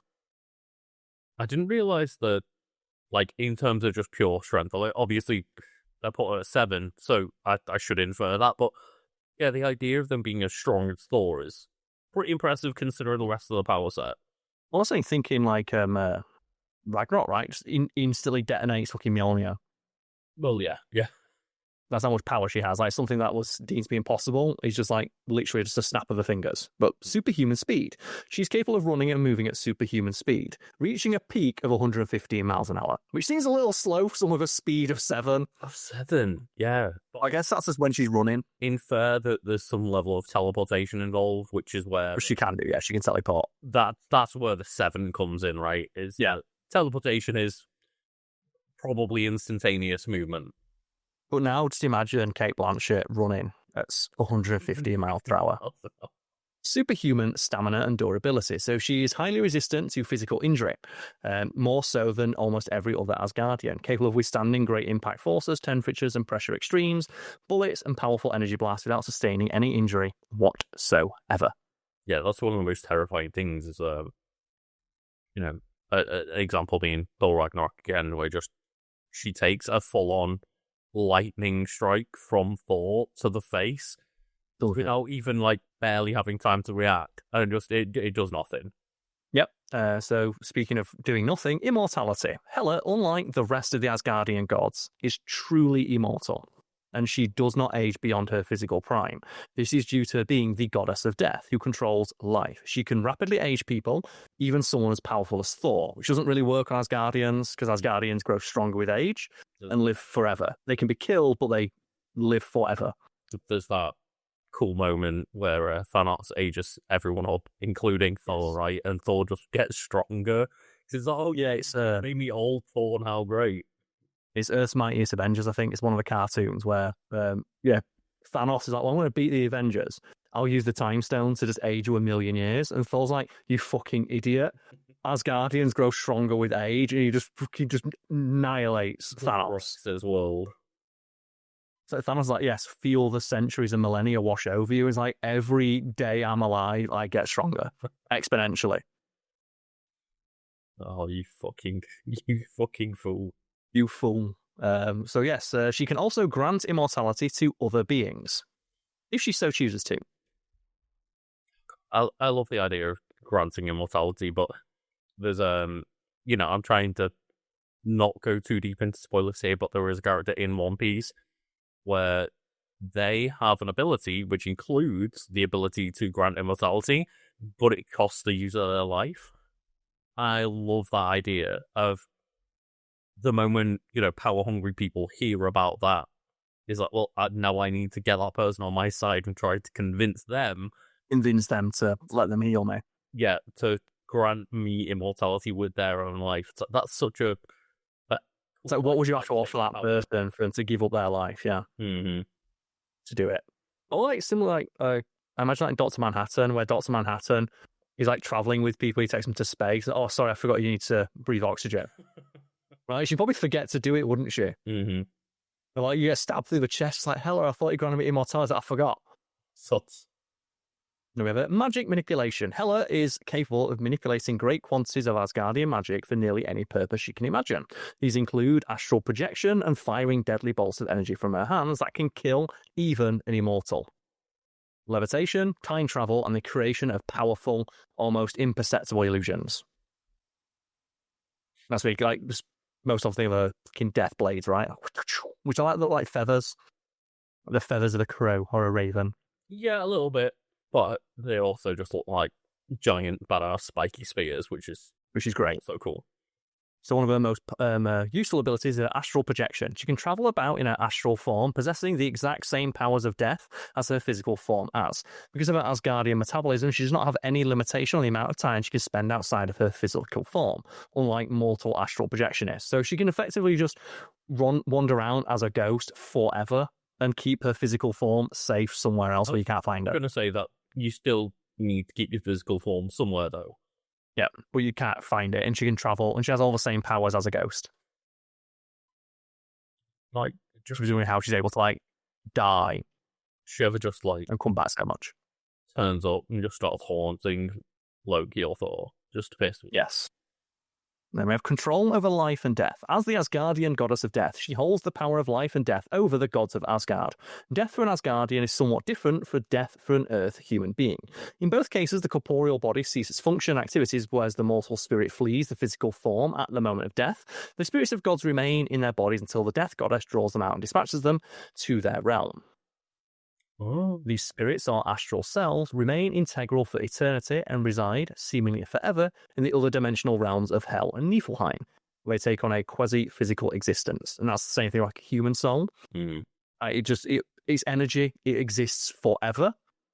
And depending on like which pantheon you believe in or piss off, depends where you go. That's why it's a real bad idea to agree with Mephisto. Mephisto's taking that shit to hell. The souls of those who die heroically in battle remain within their bodies and are accompanied by Odin's Valkyries into Valhalla, where the deceased heroes lead a new physical existence. The dead heroes, known as the Einherjar, Hela too accompanies these heroes on their journey to Valhalla, but has no right to govern them. So if you are a big enough fucking G, like that dude like Eileth, the last Viking, Hela has no dominion over his soul because he's earned the right to keep it. God, it's such a cool but awful way to think about it, right? Of just if you don't die in glorious combat, you go to puss ass hell. You don't get to go to rad hell. Yeah, because I think it's Lady Sif, right? That's pissed off that she didn't die in I think is it Love and Thunder? Mm-hmm. And it's just like, God damn it, I lost, but I didn't die, so that means I don't get to go to Valhalla. I don't get to go to Valhalla, yeah. It's what I said, that story, that last Viking dude, where he's terrified that if he dies, he's got no one to fight. And Thor, and I like the interpretation of Valhalla, where glorious battle doesn't necessarily have to be a physical confrontation. Yeah. And just the idea that the man possesses... I think in that story, Thor says to the man, I don't need to challenge you because you clearly possess the spirit of a mighty warrior and you've got nothing more to prove.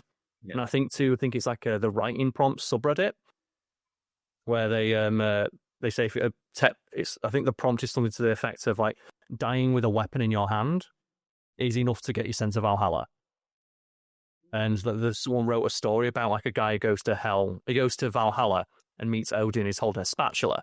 And the story they tell is he held a door shut as there was a shooter outside, and just it's a conversation between Odin and himself of truly you possess the spirit and courage of a great warrior. Truly no one can say you didn't fight for your life in that moment and for the life and dignity of others. And I really like that interpretation that battle doesn't necessarily have to be physical. Yeah. Have you overcome great adversity in your life?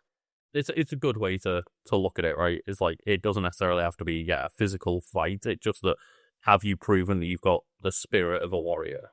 And it goes back to what I mentioned earlier of interpreting these myths and these legends and these stories of creation and deities. Do you read them literally or do you read them more metaphorically? I prefer to read them more metaphorically because it allows for stories and interpretations like I just mentioned. What do you think that story is of when Kratos rocks up to Valhalla? Oh, he's already been in, right? He whooped everyone's ass. Well, no, but what do you think they all feel when he's A, killed them all already, and B, then rocks up in Valhalla round 2, let's go? Well, they say that, don't they? Where he pushes open the door, and the Valkyries in God of War Ragnarok, are baffled that anyone in existence has the physical strength to forcibly open the door to Valhalla, because they assumed it was impossible, because even Odin couldn't do that. It's like, what do you mean you broke your way into Valhalla? It's like, I just pushed it. So he says, I opened the door. Yeah. So what do you mean you forced open the door to the afterlife? Yeah, I'd do it again. It's like, have you heard of... I'm the man who killed the Fates in Greece and didn't give a shit.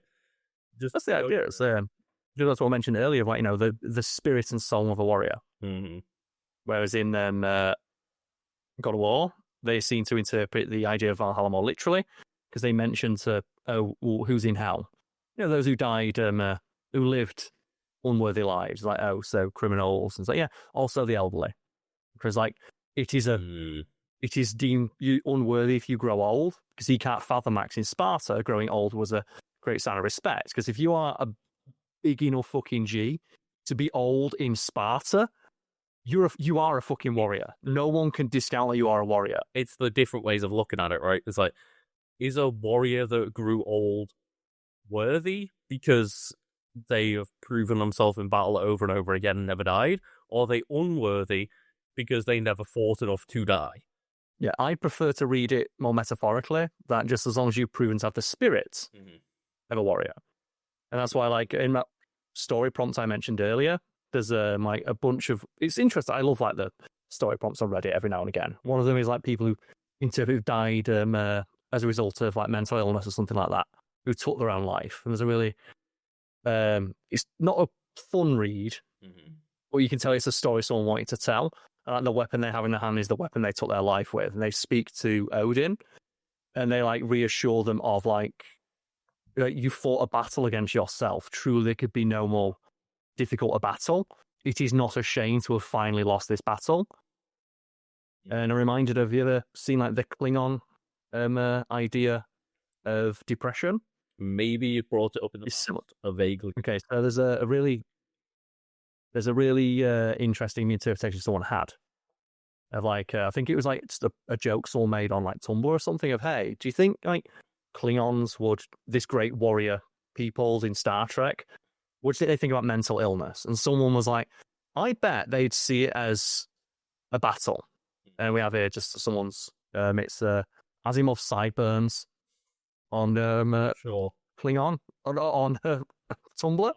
So Well, I do think it's an interesting way of viewing it. The battle against the mental illness cannot be won decisively. It is a long campaign against an enemy who never tires, whose forces swell to twice their size whenever you look away.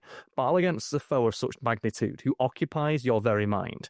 And every moment you survive is a triumph against all odds. There is no more honourable combat. I like this interpretation, yeah. Yeah, it's maybe the prompt itself is a bit silly, but the intent behind that, I really do appreciate. And I would see, and there's plenty of people who interpreted, like, dying in honourable combat to get sent to Valhalla in a similar way. Yeah. About you fighting against your own mind, or people who died, like, of a horrible illness. Like, you were fighting against your own body. That's still a fight. You lost, but you fought. You fought till the end, and that's enough to earn your place there. Yeah. The important thing is that you fought the battle, and not necessarily that you came out victorious in the end.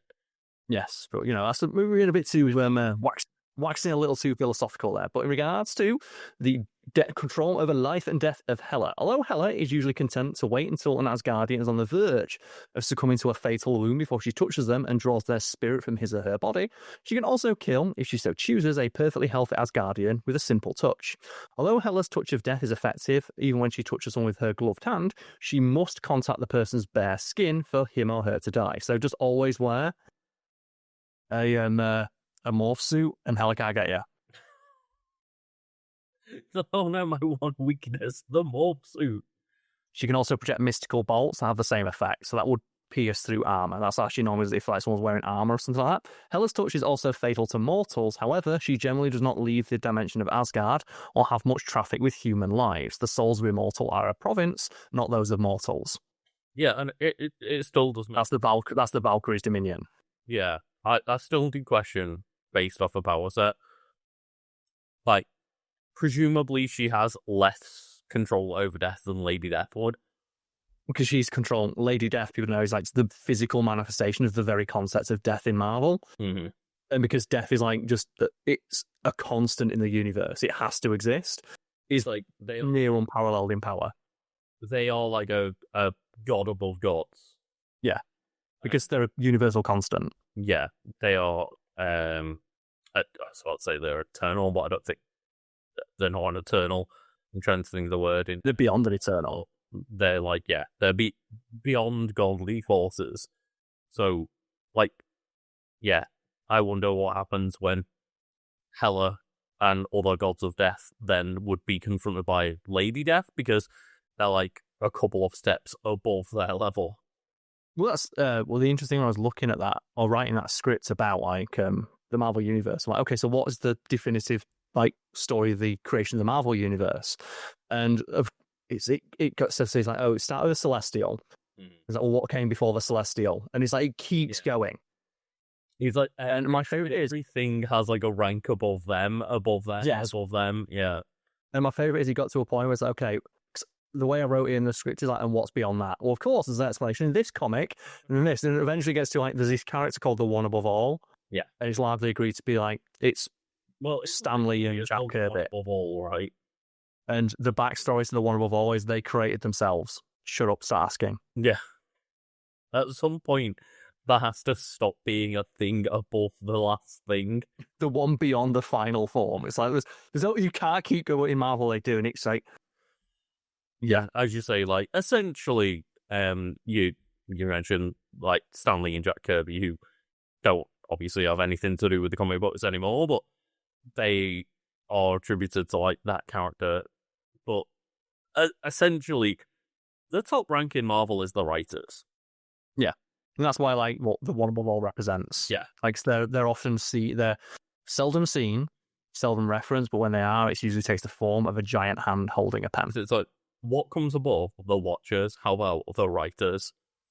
Like, you got some people who just observe, and some people who write and control every aspect of the universe, and that is ultimately what it is. It's like, well, what justification does a writer have to put this element in a comic? It's like they're the fucking writer; they can do what they want. Yeah. Right, and it's a neat nod to that concept. Like, it's a comic book universe, so the ultimate authority in regards to the creation of that universe is a being who quite fittingly takes the form of a person with a pencil. Yeah, and ultimately, sometimes they can make a bad call. Sometimes a person can split up Spider. Sometimes they'll write a brand new day. Yeah, the community as a whole will see that as a bad decision, but yeah, ultimately the writer is the one who has all the power and decides what all these characters mean and do. Yes. No, I like that as a nod to it in the that script that I wrote. But besides that, yeah, that's Hela. Yeah, Hela, the god of death. Like, there's also another god of death. There's also another god of death, and there's also many other things and entities. Most pantheons have one. Anubis is right there. A way above even like Lady Death, and it gets so complicated. But yeah, it does. Cosmic Marvel is just an entire thing.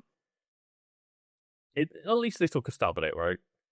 Well, as I said, while I was researching that script, I thought it was going to be really stupid, right? And just, it was handled with a lot more, a gentler hand than I assumed it would. And I really did like the idea of you can interpret a lot of what is written metaphorically or literally, much in the same way people do interpret religion in our world. Yeah. But there are those biblical literists out there who think the Bible happened exactly as it's written. Whereas there are others who choose to interpret the stories contained therein in a more metaphorical sense as a loose set of guidelines to help guide your inherent morality. The example I've heard is... They went along the lines of just trying to give a reasoning, a sensible enough reasoning to say that everybody's interpretation is valid and it's open and... From a certain perspective, yes. To just kind of like be inclusive, right? And just make sure that no one is... You want as many people as possible to read those comics. You don't want to intentionally piss anybody off by, writing their personal belief system and say, yours is made up. Yeah, no, I appreciate the wanting to... I mean, it might be, for... If you want to look at it a cynical way, it's just purely for commercial reasons, but I like the idea that, hey, they wrote it to just not want to offend anyone and want to make everyone feel included. And as I said, depending on whether you interpret it literally or metaphorically, like you said, it's all points of view are correct, depending on the direction for which you look at it. Mm-hmm. I personally fall on the side, like the more metaphorical side. Like, I think it's the feeding of the 5,000. I really like the interpretation that it's not that people don't know feeding the 5,000. It's Jesus. Oh, Jesus, we're fucking hungry. There's 5,000 of us. We've got 8 fish. So Jesus asked the crowd, "Right, what we got?" So okay, we got 3 fish, and some loaves of bread. I was like, okay. Everybody, he, if you take it the very literal interpretation, he magic powers to keep making more and more food until everyone was full. So that everyone ate. However, there's another interpretation of that story, and the one's that I prefer this one is that when Jesus said, "Hey, so take this food," he handed like the 3 loaves and the fish to one person, says, "Eat as much as you can, and then whatever you have left, pass it to the next person." And by the time they get to the last person of the 5,000, there are multiple baskets of bread and like multiple baskets of fish. Mm-hmm.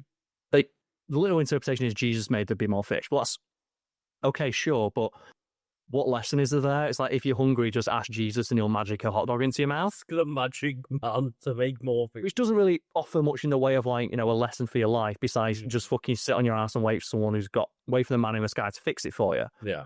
The interpretation I prefer is that when everyone assumed there was not enough food because when Jesus asked, what food are people willing to spare? Some people were selfish. However, when they were told, eat as much as you can take and then pass whatever you can't eat to the next person, there were people who already had food who were already full and passed over more than they had. So when you averaged out the amount of food in that crowd, there was actually enough to feed everybody. And that's a much better lesson because it teaches you can actually apply that to your real life of, hey, there's actually enough resources and things out there for everybody as long as we all put in what we're able to. And some can put more, some can put less. Maybe it's a bit of a silly reference, but I've got to do my due diligence, and putting an Always Sunny reference is always cool. Yes. There's the episode where the hurricane happens, and the heat wave happens, and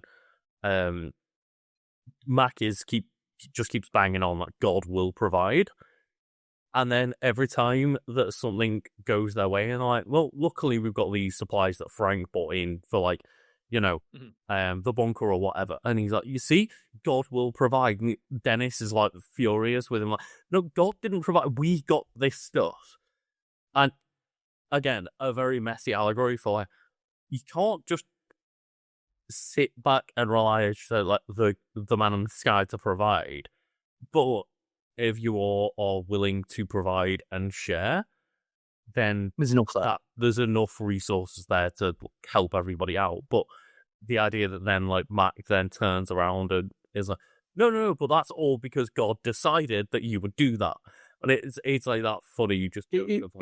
It takes agency away from your own decisions, and it can be used as a crutch to not have to take responsibility for your actions, which is why I don't like literal readings of allegories. Same thing for like Aesop's fables, right? It's like they're supposed to be just like simple stories that teach you moral lessons. I prefer a reading of like biblical and religious texts in that way. I do find it funny in the idea, and again, I'm not trying to shit on anyone religious wise or anything, but just trying to make light of things. But just the idea that at the end of the 5,000 people being fed with all of these provisions, and as you say, like everyone putting in and supplying, enough for everyone to be fed along the line.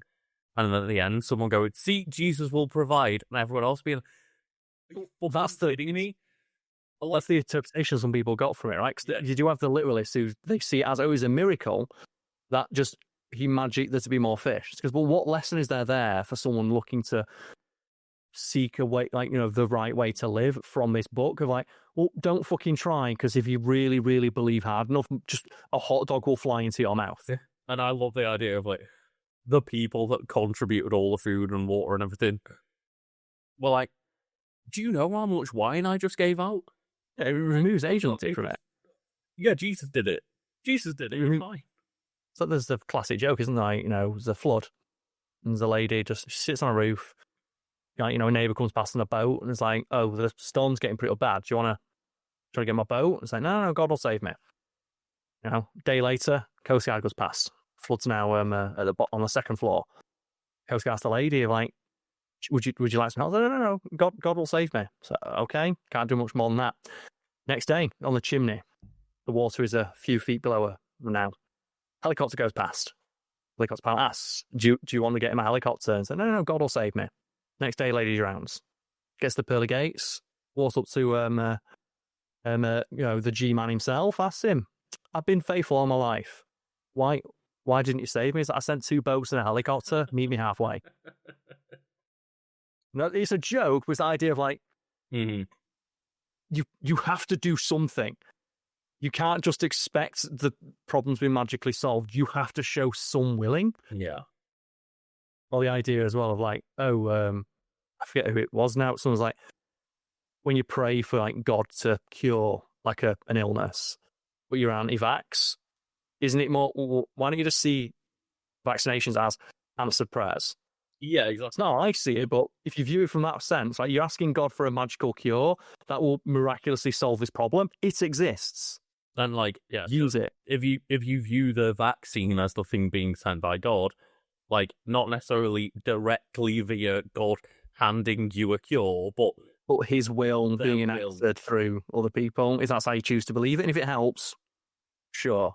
And yeah, it's something that I find fascinating. And obviously, like, I'm sure at this point we've already in plenty of episodes pissed off enough religious people that not many very religious. I'd hope that we're not though. But I try to be really respectful of people's beliefs as long as they don't directly impact anybody else. I always like to clarify when we talk about this kind of thing that, like, hey, we don't mean any offense. We're just trying our best to talk and discuss and think through things in like less, more than just a very literal interpretation, and just have a discussion.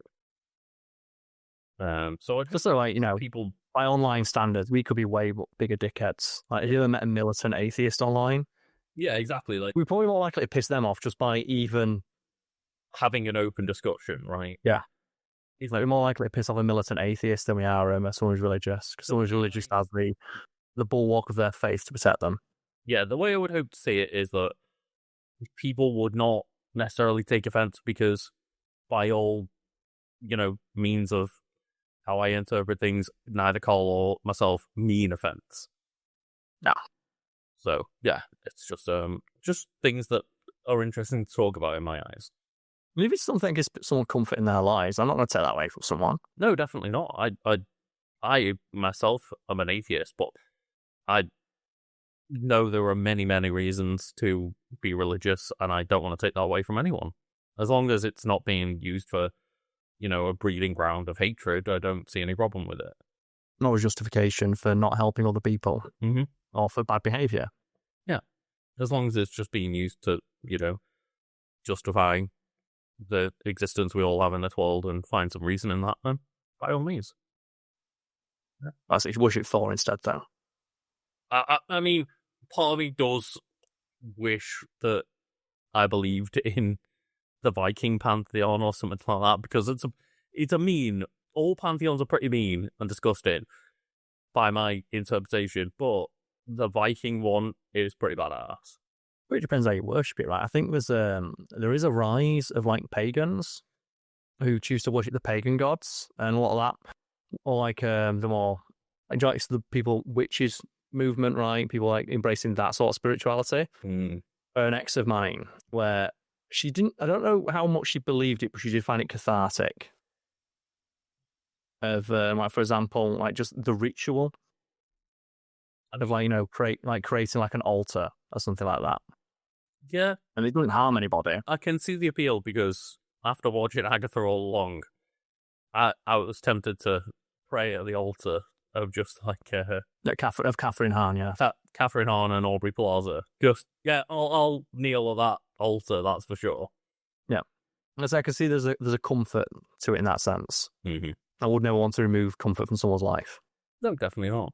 Again, with the caveats included of not wanting to cause violence and hatred and stuff. But yeah, it's the classic, right, isn't it? Of I respect your opinion to live and love the way that you want, as long as you respect mine. Yeah. Mine and everyone else's options to do the same. Yeah, totally. don't know. It's a rabbit hole that we built now from Lady Death. Does it? Oh no, you got Lady Death from Hella. Ella. So she's a lady. I worship at the altar of Kate Blanchett.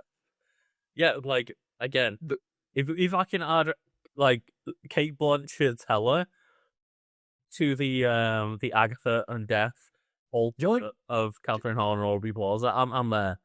Do you know, like the Hey Arnold, like Arnold shrine that Helga has in like her closet?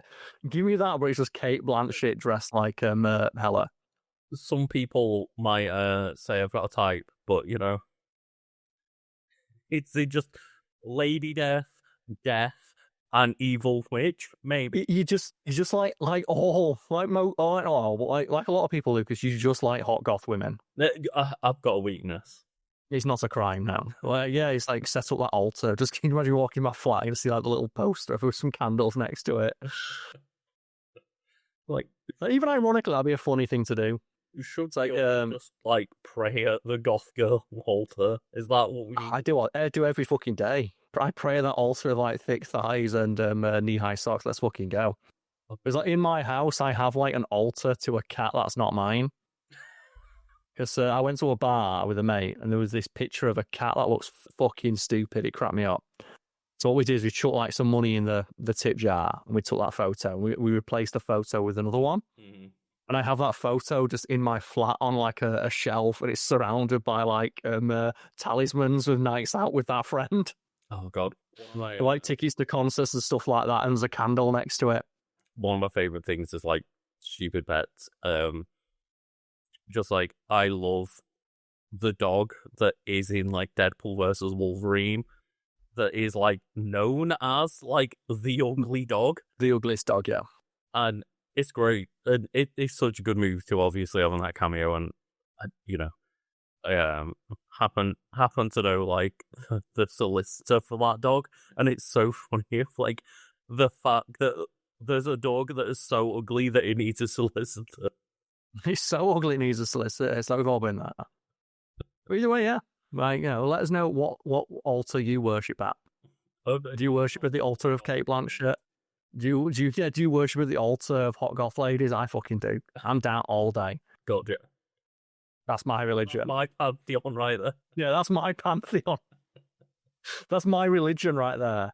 You see that every now and again, right? It's like, here's my religion. Would you be interested in talking about it? It's a picture of all these hot goth women. It's like, I'm interested. Tell me more about it.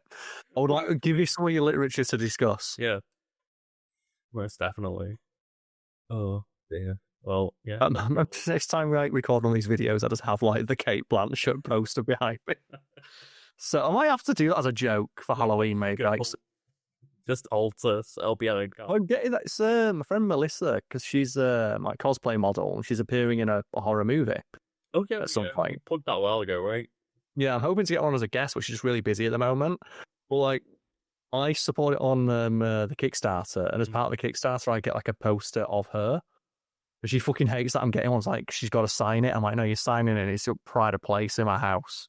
Didn't she already sign a picture to you? Was it Melissa? Yes. Yeah. So we met at a con and says, I asked, please just give me whatever was your worst cosplay set. Please print me off like a 5x9 and sign it. It's the very first one she did. It's like Harley Quinn, and she says she hates it. She doesn't sell that set to anyone because she hates the photo. Like, that's the one I want. And the sign on the back that says, to Karl, the biggest big dick YouTuber I know, I hate this photo. And it's like, it's in a file somewhere. So I've got like a big folder full of all the artwork and gifts I've been given over the years, but I find other stuff. I remember you saying that they did Sexy Predator at one point. Yeah, they did that for me, yeah. But they said I lost like 50 followers on Twitter when I did this. Because they bought a Predator mask. I went, put that on. Next time you do like a cosplay set and like, I hate you. And do you remember the name of that movie? So we can just give it. It's Frankenbabes. I believe it just went its premiere. Oh, cool. And that's some indie film festival. You know, we did a plug for them in the past, but yeah, we're not promoted by them or anything, but it seemed like a no, that's a good friend of mine. Yeah, so Frankenbabes, go check that out. Hell yeah! So you can tell which one my friend. Altar, like if you want to worship at the altar of hot ladies, there it is. if you want the hot, spooky goth women to go and worship, then check out Frankenbeat. They're all over it. And it's like, special effects extravaganza as well. Cool. Yeah, no, I'm excited to check that out in a non-creepy way. It just sounds like a fun project. Like, I just know, like, Melissa's going to hate when I get the painting, and I'm just going to send her the picture of it on my wall. Maybe with, like, lights. It's like, fuck's sake, don't have it on your wall. I said, why not? Maybe if we get enough Patreon subscribers, then we can do, like, a react video over on the Patreon to Frankenbabes or something like that. I won't want to take away block any of their shine. I said I've been trying to like get them to appear as a guest for a while, but so they've been really busy with promotion. Well, I'm all meant as a way to promote it rather than like, trying to steal it. I don't think you need to promote it. You just need to show people the fucking poster. Okay, fair. Like go look at the cast list and like, yeah, done. So yeah, I'll hopefully ever remember. I'll maybe just like post a link to the Kickstarter or trailer or something they've got. Mm-hmm. But yeah, shout out to them. They're awesome. And thank you all for watching. And see you all next time. Hell yeah. Or hella yeah. Hella yeah. Are you sure you just don't want to go for, oh, hi, audience. You're my favourite Patreon subscriber? Oh, I mean, you told me to kickstart the conversation, but that's if true. You want to open with that, then by all means, just start with that. Oh, hi. I'm aware of the fact that people think I do a good Tommy Wiseau impression, by which I mean I do a terrible one, but how can you possibly do a worse impression than he did? Yeah, how can you do Tommy Wiseau worse than Tommy Wiseau did in life? In that movie, it's great. My favourite part of that movie is just like, oh, hi, doggy. How much is it? It'll be $18. Here you go. Keep the change. Hi, doggy. You're my favourite customer. Thanks a lot. Bye. Speaking of our favourite customers, Karl. Yes. Should we get into the shout-outs? Because, like, these are maybe not our favourite customers, but these are the supporters that help us out the most. So they subscribe on the highest tier, and we need to shout them out every month to just show our appreciation for keeping the lights and mics on. We don't need to, Lucas. We want to. Of course. A sentence I'm likely going to regret over the next, 30 seconds or so, because a standing offer, a gauntlet I have thrown down onto the floor for our entire audience is go to our Patreon, subscribe at the highest tier, and come up with the most unpronounceable name you can, just to watch us suffer. People have really taken that to heart this month. Like, we've had to bring Google Translate into the mix at this point. Like, it's getting there. Google Translate is not helpful. Fuck you, AI. But our first shout out is for series of emojis, which I'm now going to read out as best I can. So, fire emoji, dragon emoji, gorilla emoji, guy doing this emoji, nails on fleek emoji can't be displayed because we copy pasted it into Discord, skull emoji, demon emoji, angry hat emoji cannot be displayed, 3 emojis in a row that are the eyes wide mouth face emojis, mushroom emoji, smiley face emoji, and hedgehog doing like a little jig. Yeah, like, this has gone to incomprehensible levels at this point. But speaking of emojis... we're up to hieroglyphics now. People are saying that's fucking hieroglyphics. You were challenging people to bring hieroglyphics into the mix. We called Wiki Weekends not the British Museum of Natural History. Right? But yeah, we do have more emojis here, like ghost emoji, little ghost, and ghost emoji. Yeah, that's a lot easier to pronounce than series of emojis that takes 30 to 40 seconds to say. But I do respect it. Look what you've done! You've completely turned into ghosts! Which means I can finally do this! And my day is not getting any easier because the next person who submitted their name in Nahuatl. A language I do not speak and I'm not familiar with, so let's give this a go, shall we? So, Tinakui, Horchata, Octilani, Tomi, Semasika Patia, Ta. Was that wrong? Was that offensive? Was that wrongly offensive? I mean, that's always the worry, right? It's like... Yo soy abogado. Yo soy abogado. But currently I have a nice, easy one, because it is to just say a special thanks to Split Screen. I was going to say I think Split Screen is referring to the moment where you realise that someone's screen watching you on GoldenEye and like, no! When I saw someone screen watching, I just got mad and started throwing hands, and I realised that if my brother is watching my side of a screen while playing GoldenEye, he's not watching his balls. You just... Don't screen watch!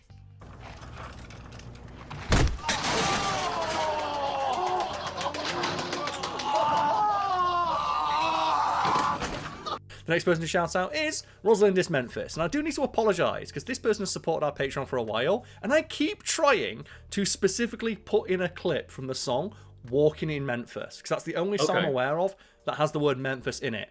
I have tried putting in the original version. I tried putting in the Nightcore version. I tried putting in the version that, like, the German, like, techno band Scooter did. Every time it gets us, like, copyright struck. So I'm really sorry. I was going to say, is this the song that, like, every month I see a copyright strike against then? Yeah. From Mark Cohn, yeah.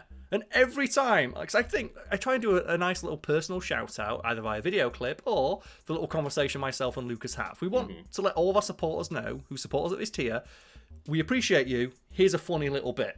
Exactly. That's like effectively sponsored by you. I can't do that for this person. I'm really sorry. We'll continue trying, I guess. But yeah. It's to the point where I'm thinking, should I just record it myself? If they're going to continue to be a supporter, just do a really bad cover of it. And Karl, I know that this is going to be a little bit spoilerific for you.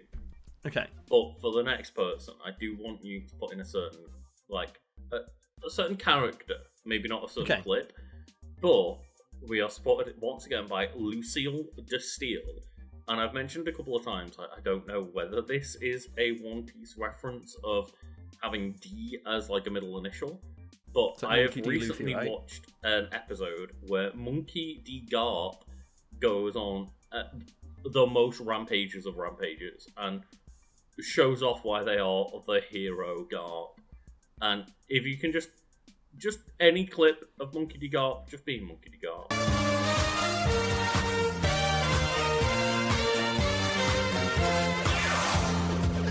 So the next person to shout out is Kicking Bucket, and then I can't decipher what they put here. So they put like a series of dots and dashes, and I'm not sure if it is, but it looks to me like, do you remember people use like those like keystrokes that aren't commonly seen on like a keyboard to like show the little dude flipping the table?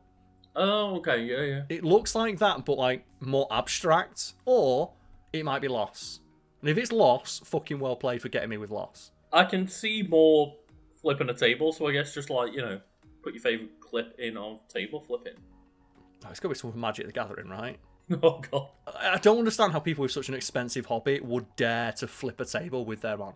Right? It'd be like flipping the table with your newborn baby on it. The baby's probably more reasonable, right? You can make another one of them.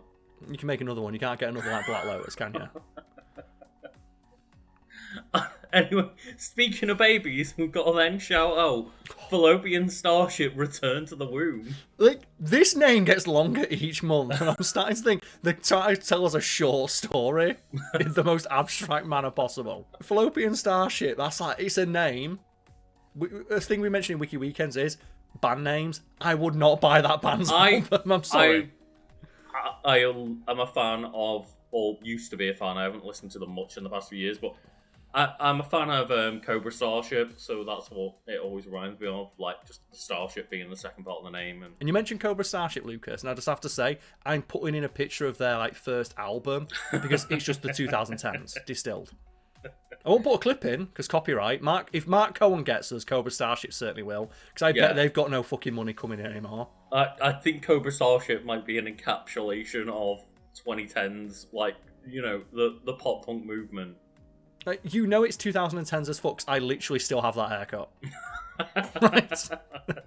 And I got this haircut in the 2010s. The next person to shout out is simply Daddy Grunt. Which all I can imagine from that is the grunts from Halo, but just a big grunt. Just the daddy. To be fair, like, did you ever play, like, Halo Wars? No, well, I played a little bit of it, but not much. So one of the DLC characters of Halo Wars and RTS... Was it a daddy grunt?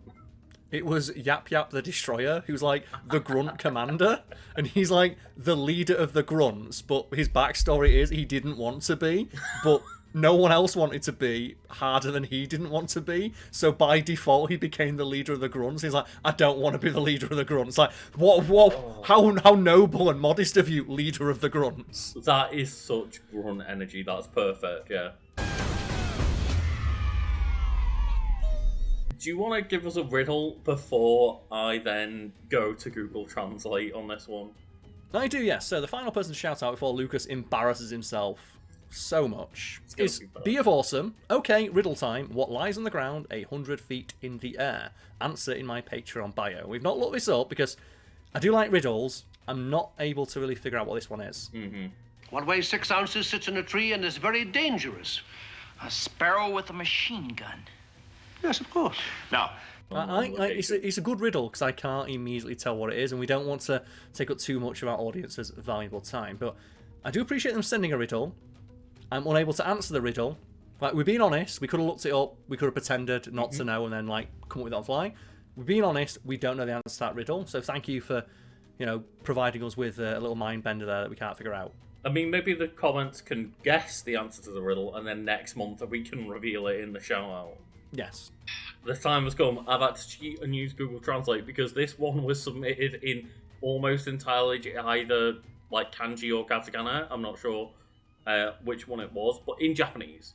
Spoilers, we don't read that language. We don't. Like, to me, I read that and think that is the name of like a video I listened to when I was an edgy teenager and like somehow fell into listening to Toho remixes. It's just like, is that the name of like a Dematori song or something like that? So also, someone's gonna lose their shit to that reference, and congratulations to that person. I'm gonna butcher the absolute hell out of this one, but I guess that's what we're here for, Karl. So, Atlin wa kimi ga kono rukasutu desu stranen ka Hideo Kojima Hideo no Butunda Kiaro made Tokushu Doga o Kami Kake Kaganana Hishi no Hatsuhon Shu to Shite Kara Mawari Suno o Kikikatu Kimi no Patreon no Shoutoutu Wakuni Katakata Toroku Shita. So bear in mind, I got paid to say that. I tried. I am also, keep sorry. in mind, Lucas is the one who watches anime all the time. That- My that Japanese was rough. pronunciation would be way worse. That's a rough one, but we just fully appreciate the support, and that's why we're willing to make idiots of ourselves at the end of all these videos. We also appreciate as well just the continued effort expended by our audience to troll us in ever more creative and interesting ways. Goddamn, we need to slim these down because this is approaching a 20-minute recording mark. It's it's fine. a third of Thank a you, video. everybody. Goddamn. See you all next time. Hell yeah.